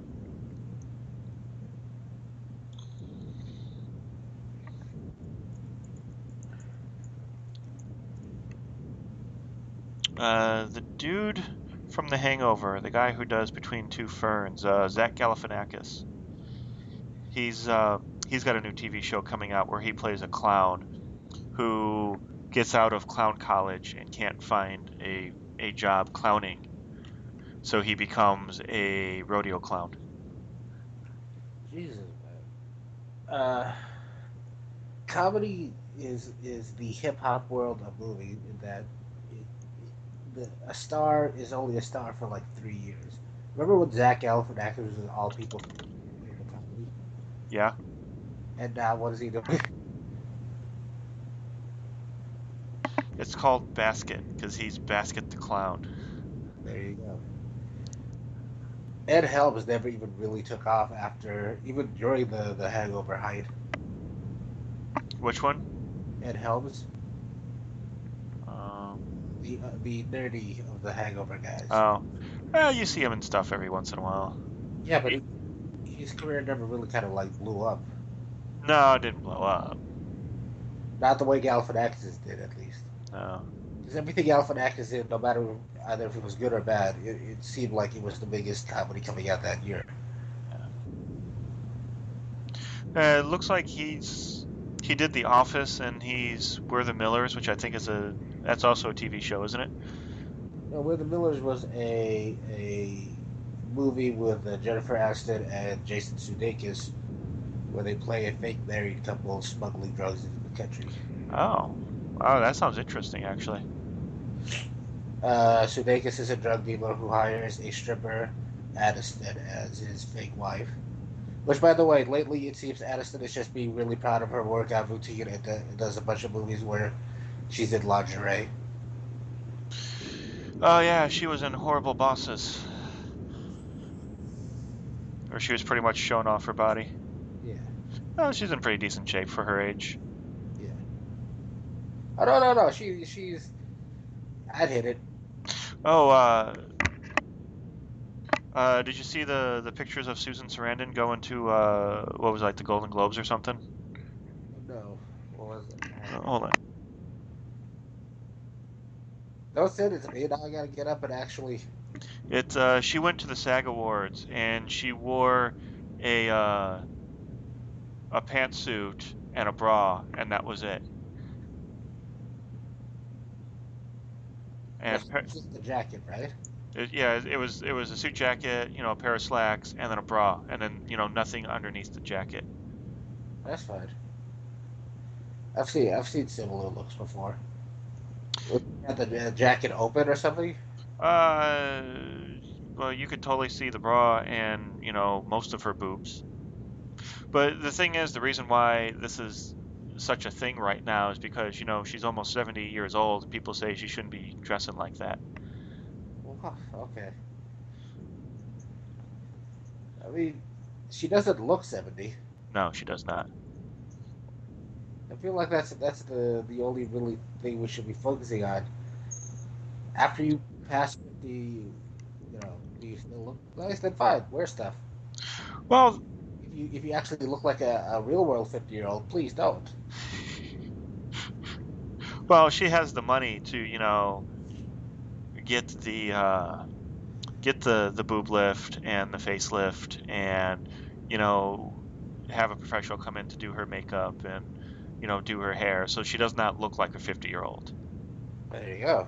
She looks like she could be early to mid 40s. Oh no, wait, she's almost 70. She's like 69. So yeah, she looks like she could be like mid 40s See, there you go. in these pictures. The age really doesn't count. Just it's how you look at that age. Like if you actually look like a real person does at 70, then Well, see, that's the thing. It takes more effort to look 40, the further past 40 you go. if you actually look at my God, boo boos. That's all you wear from now on, boo boos. Or the Snuggie. Yeah, wear a snuggie every to the red carpet. Get back those big suits from the '80s, the ones with the shoulder pads. There you go. Then you look like a linebacker. Yeah.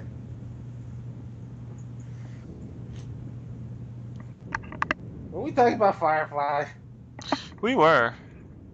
So, how many episodes did you actually see of Firefly? Like 4 or 5. 4 or 5. So, compared, have you seen any of Josh Whedon's other TV shows? I watched Buffy and Angel. Oh, that's right, he did Angel too. I forgot about that one.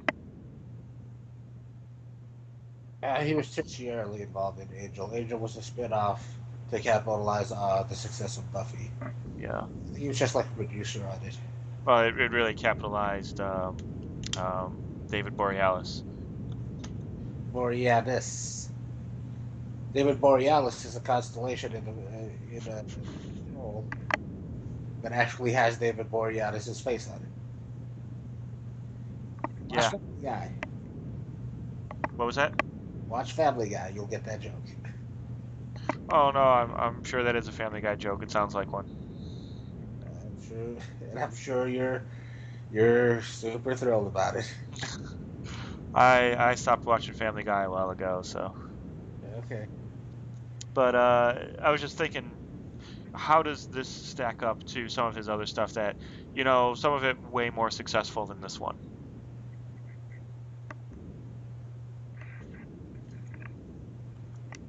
Um, I mean, it has all the makings of a weird thing. You can tell it's weird just from the jokes and the dialogue. Those are its strong suits. Well, definitely the dialogue. Yeah, they say that he has a very particular way of writing that they refer to as Joss speak. Yeah. How does it compare to the other ones? It's an unfair question because the other ones got to go season after season, so they were more fully developed in this. They were, but his first season in this is very well done. It's very um, like I said, it's not a lot of exposition. He hits the ground running, and you have to kind of keep up with these characters and who they are, and you really find out who they are through a little bit of their dialogue, but a lot through their actions. Like there's one bit of dialogue in one scene that sum up Captain Mel for me. The one scene is that he's standing there. It's towards the end of an episode. Somebody sets assassins to kill him, and they capture them, and they're sitting behind the ship. And Mel's standing there, and he's like, "You guys go back to your boss, tell her never to send anybody back, try to kill me again." And the guy starts spouting off, "We will never stop. Your blood will blah blah blah." And Mel kicks him into the engine of the of Serenity, and he moves to the next guy, and he's like, "Did you hear what I said to that guy?" And he's like, "Yes, I will go and deliver that message to my boss." There you go. So there's that one scene where he just kicks a guy into the engines, or even in the first episode where he walks on his ship and he sees this hostage situation going on, and all he does is pull out a gun and shoot the hostage taker. No words exchanged. He just takes care of business and moves on. And then the one bit of dialogue that he says that so sums him up is when they're running away from somebody and he goes to wash, and he's just like, "Faster would be better." And I'm like, that's such a brilliant line in its simplicity, but yet it sums him up greatly. Eh, yeah. He Not a whole lot is given about him except for stuff like that. Yeah. Well, it's all given to you in the first like 5 minutes when you see him fighting the war. And then the rest of it's supposed to just leak out periodically through the TV show. And as it goes on, he softens up a little bit, especially towards the female characters, the prostitute, which they kind of allude that he's going to have a thing with, and his engineer, who he forgets sometimes is a woman in every regards that is. Because like I think he's used to dealing with his first mate with Gina Torres, who is a very strong, very capable woman who's a soldier who's always been his right hand, and now he has to deal with this woman who's very much a woman, and I think it confuses him sometimes, and I think that's where you see most of his personality is in his interactions with those three women.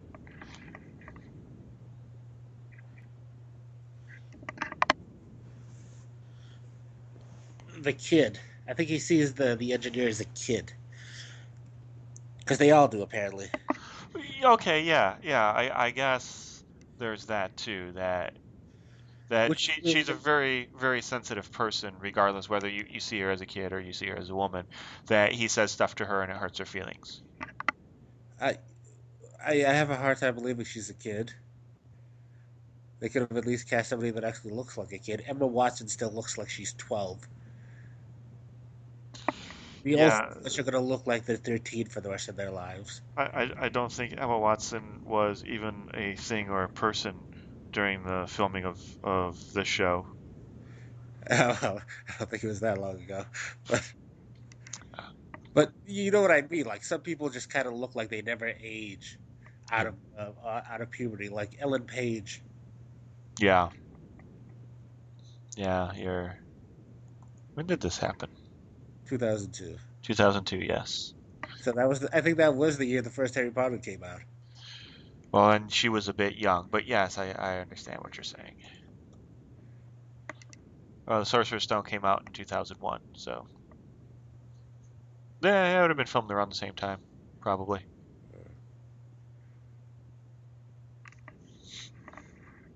So Mario's questions to us last week, he said, why was it so remembered, and why it was an influence, or why do you think it was an influence, and why do you think it was remembered? Here's the thing: I don't know. I mean, from the way that you know people describe the show, it sounds or how they want it back.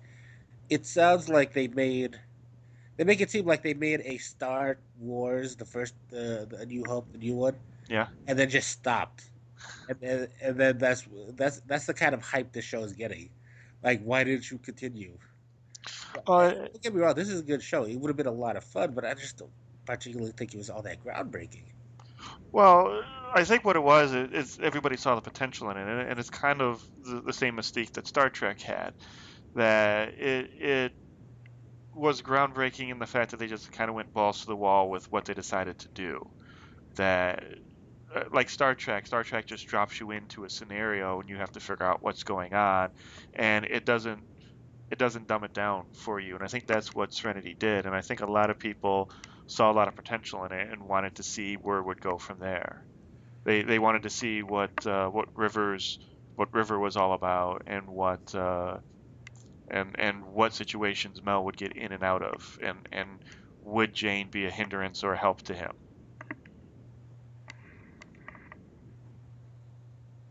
So I think What was River? you have to watch the movie. The movie explains uh, her backstory.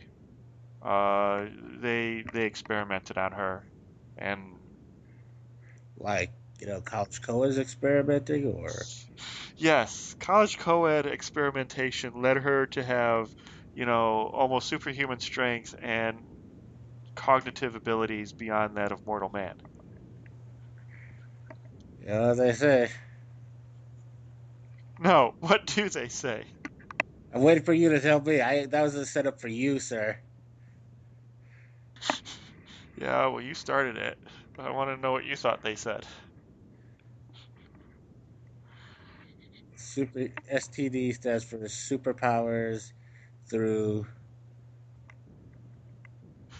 I can't say the last part because it's offensive to a certain segment of society. Okay. Okay, Is superpowers one word? I believe that's how I've always Googled it. Yes. Okay. I that's not his question. I'm dyslexic. I don't know how to spell jack shit. Okay.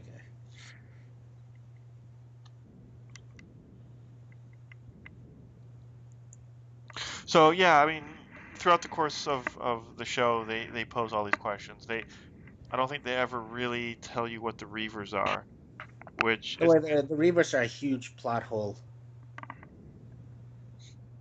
what do you mean? They're animalistic in nature, yet somehow still capable of flying in, complex or using complex technology and flying spaceships. Oh no, they explain exactly what the Reavers are in the movie. Yeah, I read the one in the movie. Yeah. It still doesn't, explain away the fact that they can't even form speech, Well, they're basically zombies in space, which and yet somehow are still able to effectively use spaceships. yes, and be all pirate-like. So they are a bit of a conundrum, but that's one of those things that you want to know more about. You want to know more about the Reavers and who and what they are. And I think the explanation they give in the movie is a little rushed and just there to appease the fans. And if it were me, I don't think I ever would have given an explanation. Or I would have tried to do another movie to explain the Reavers. Yeah, they said they were gonna do a sequel, but they just never did. I don't know if the movie made enough money to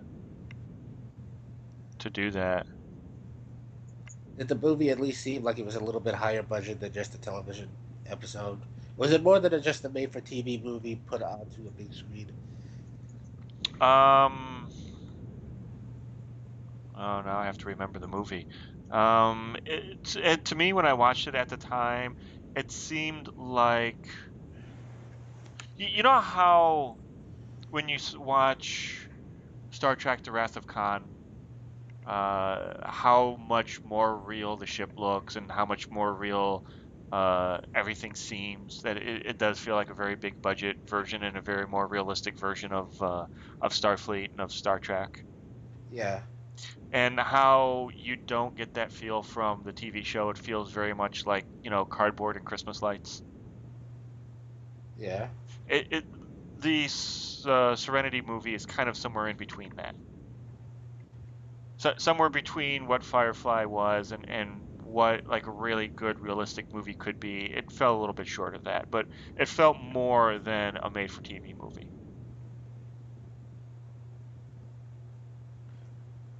Do they break? They don't break the fourth wall, but do they finally shoot from the fourth option? Because you know how TV shows there's always an angle that they don't shoot towards. Yeah, So that's where the camera's from. yeah. Do they do that at least? Did they build like new sets?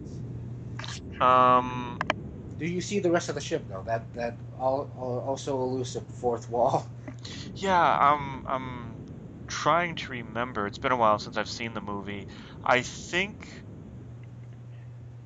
I want to say yes, but I'm not 100% sure.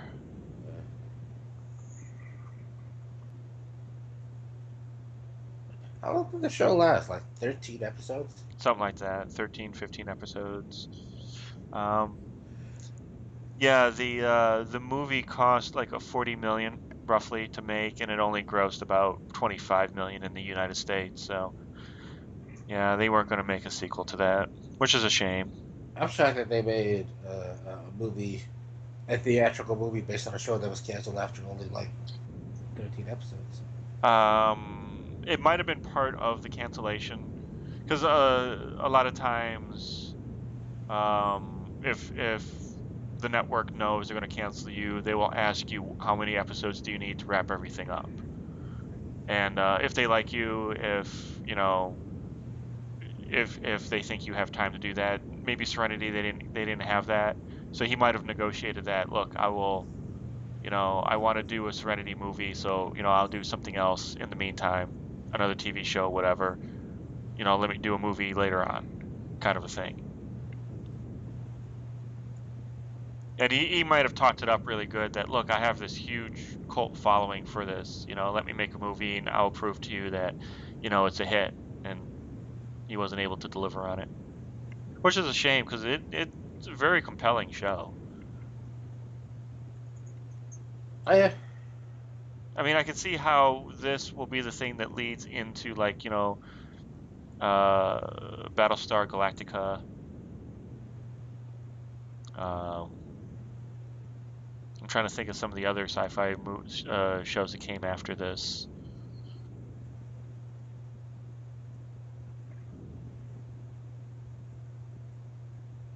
I'm surprised like sci-fi didn't pick it up and try to put it on their network because I'm sure whatever ratings they got would have been fine for basic cable. oh yeah. The sci-fi and the USA and TNT and the like they settle for like 2 or 3 million. Yeah, It, whereas NBC cancels a show for only getting 8 million. yeah, yeah. Fox believes that if you don't pull down like Super Bowl numbers in your first episode, that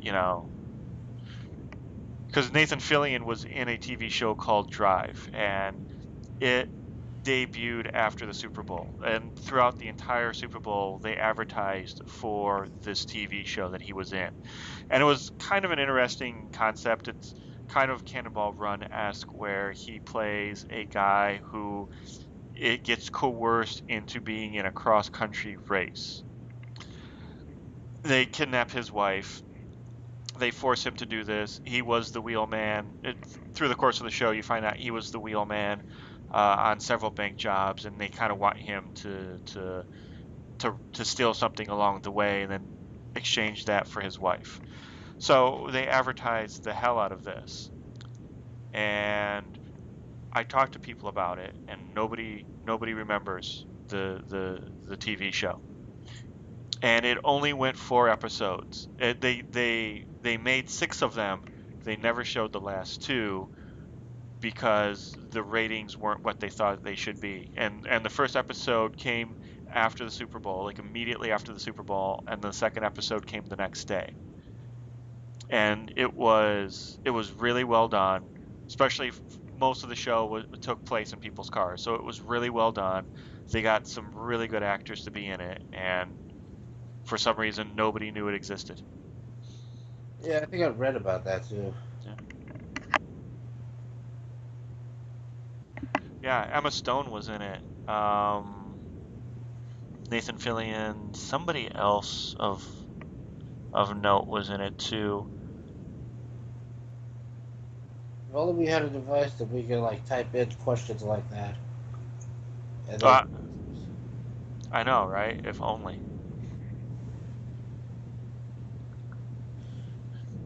Emma Stone's been around longer than I thought.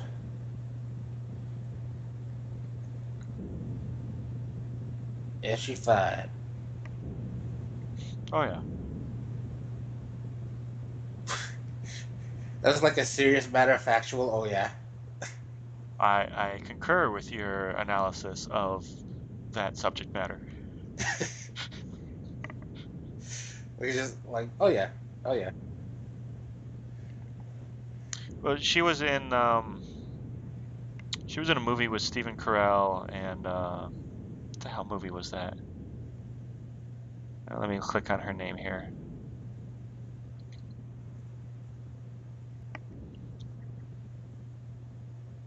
No, she was in Birdman. She was good in Birdman.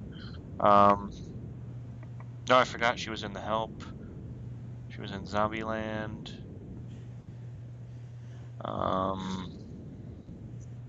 What time is it? What time is it? It's 10:30. And another 5 minutes of this, and then I have to start getting ready. She was in a movie called Crazy Stupid Love with Stephen Carell and Ryan Gosling and Julianne Moore. Really good movie. If you ever get the chance, watch it. But so if you have 5 minutes, then we should go ahead and I will pick a movie for next week. Yeah. There is. Give me a second.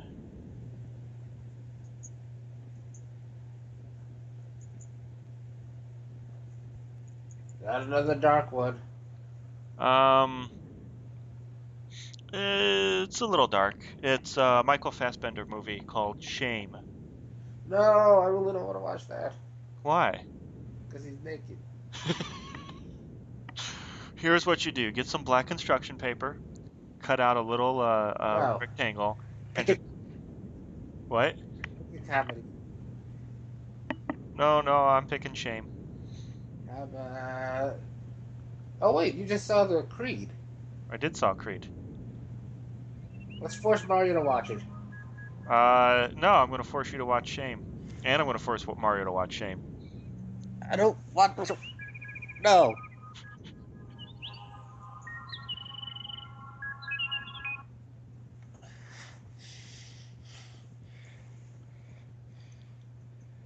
What is it with you and like dark subject matter in film? I find it more intriguing sometimes. They say that drama is easy and comedy is hard, but going really dark is really hard sometimes. All right. Comedy is incredibly difficult to take it from somebody who's tried to do it. Ego is is the how does it go? Ego is the saboteur of comedy. You have to completely It's saboteur. sabotage. Sabotage. You have to really let go of yourself and be willing to literally be a fool to do good comedy.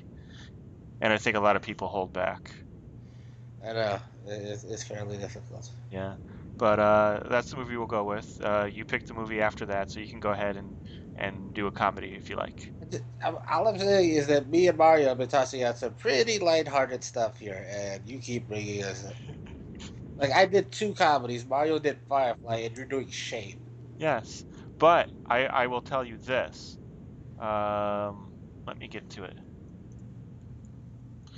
Our highest rated episode thus far was, if you want to take a guess, Star Wars. you would think that, but it's not. How do I log into this now? Oh, there's the login. It was the one we did about the guy who's wrongfully imprisoned, or who may or may not be wrongfully imprisoned, making a murderer. Yeah, I listened to that. You cut out the part where I won. Were you won? Yes. I don't believe you won anything. Yes, I did. But in January, Pause. I when did this post? Did this post last week? Yeah. No, this posted 2 weeks ago. Yeah, you still haven't put up the comedy one. No, I did the Mindy Project that just went up today. That one's got 11 listens so far. So yeah, this has been up for about a week, and it already has 200, or a little bit more than a week. The first week it had 209 listens. In the past 2 days since February 1st, which is going on its second week, 51 people have already listened to it. 260 in total. Because they're there to hear me win. I don't know what you think you won. I won the debate about whether he was guilty or not.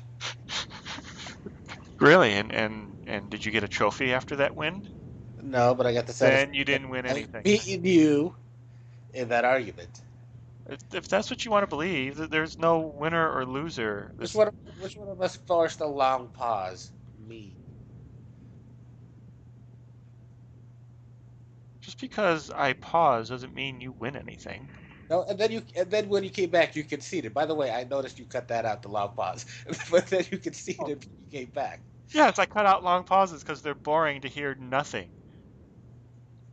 Well, in that moment, the silence was deafening. Whatever. If that's what you want to believe, that's what helps you sleep at night.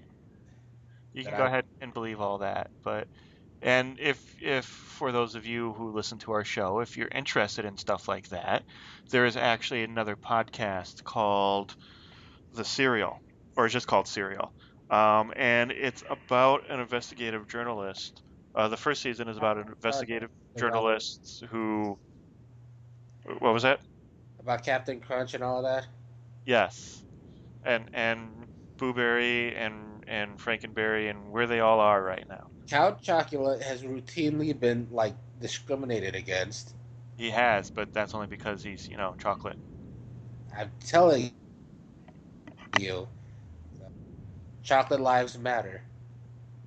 Okay. But in reality, Serial is about an investigative journalist who's looking into a murder mystery 12 years after the fact, because the person who is accused of the murder still maintains their innocence.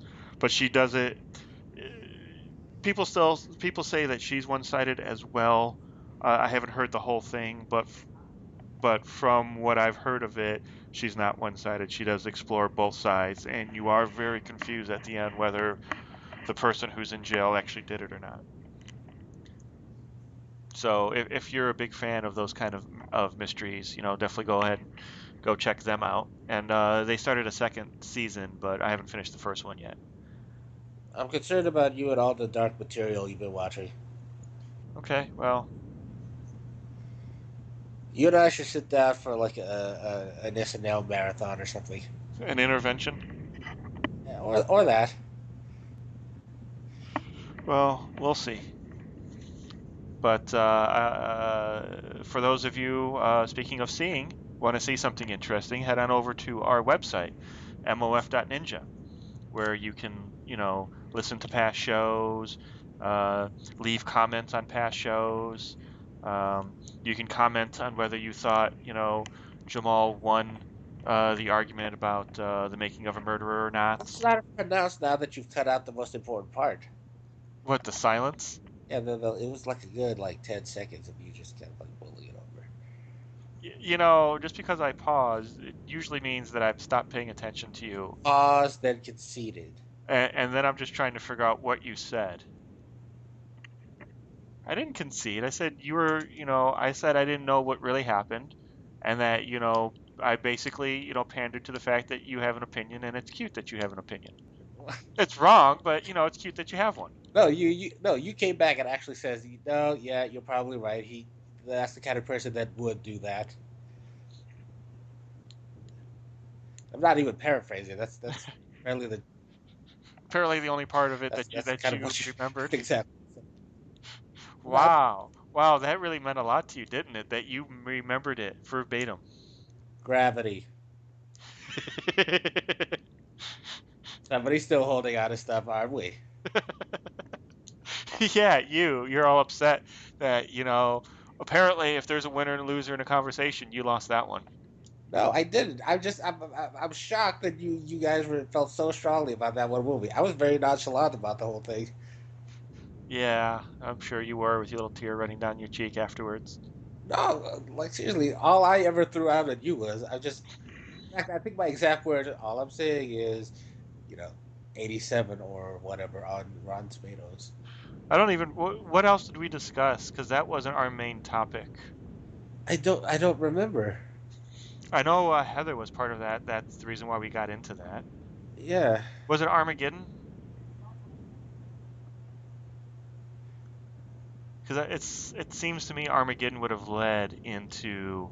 I don't think we Oh have we no wait. It was the one she picked, which was the Sean Connery movie, Outlander Outlander. That's the one it was.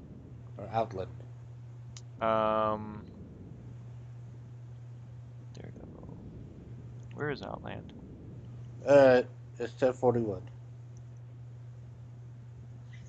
Oh yes, he can be the effing floor. Okay, so if you want to hear a really good discussion, listen to one, two, three. I think it's like 9 or 10. Episode 9, he can be the effing floor, Outland, where you'll hear people who talk about gravity, and most of the people don't like gravity, and one person does.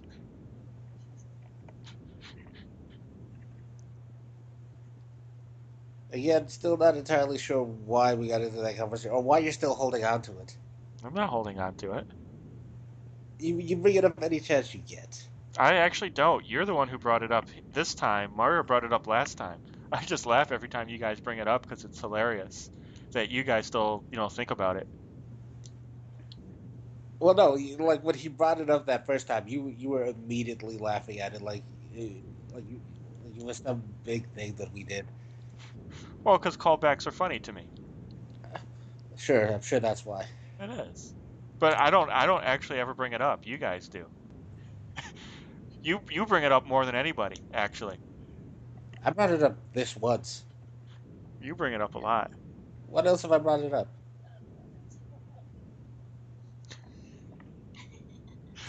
I'm sorry, what was that? I was distracted with something about The Martian.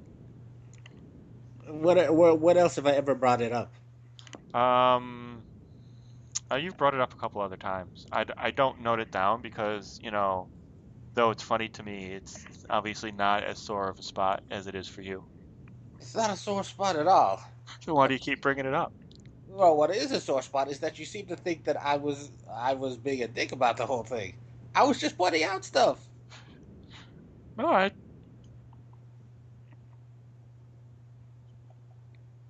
Okay, there's a good chance that I'm not the only one who thought you were being a dick that time. I'm pretty sure Mario thought that too. What the hell did I do? I'm still not sure what I did. Uh, if you don't know, I'm not going to bother explaining it to you. Fine. Maybe you should listen to it again. Fine. But another good episode to listen to is the Rubber episode. Yeah, that was probably our best episode so far. Well, according to the ratings, Making a Murderer is, but As far as content, I would say that we were all really just kind of like on the ball on that. yes, we were. And who picked out that movie too? Let me see if I can remember that far back. Who was that? I know you picked out tomatoes. No. Mario picked out No. refrigerator. Who picked out rubber? You don't get to brag about that when you also picked. I think you did bed.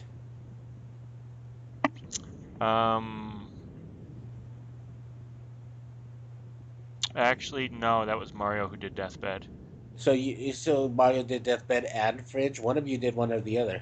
No, Mario did Deathbed, I did Rubber, you did Killer Tomatoes, and then Mario did Fridge. Because we were doing a full month. Which, in retrospect, I don't know, did we all decide on Fridge, or was it just Mario? I really need to be going now. Okay.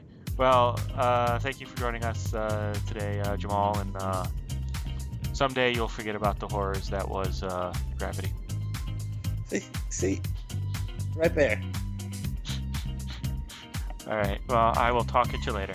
All right, later. Bye. Join the makers each week as they discuss film, TV, and pop culture. To learn more about them, go to mof.ninja. This is Michael Caine saying goodbye. I don't know what that was all about. I don't either, and it still says you're away, actually.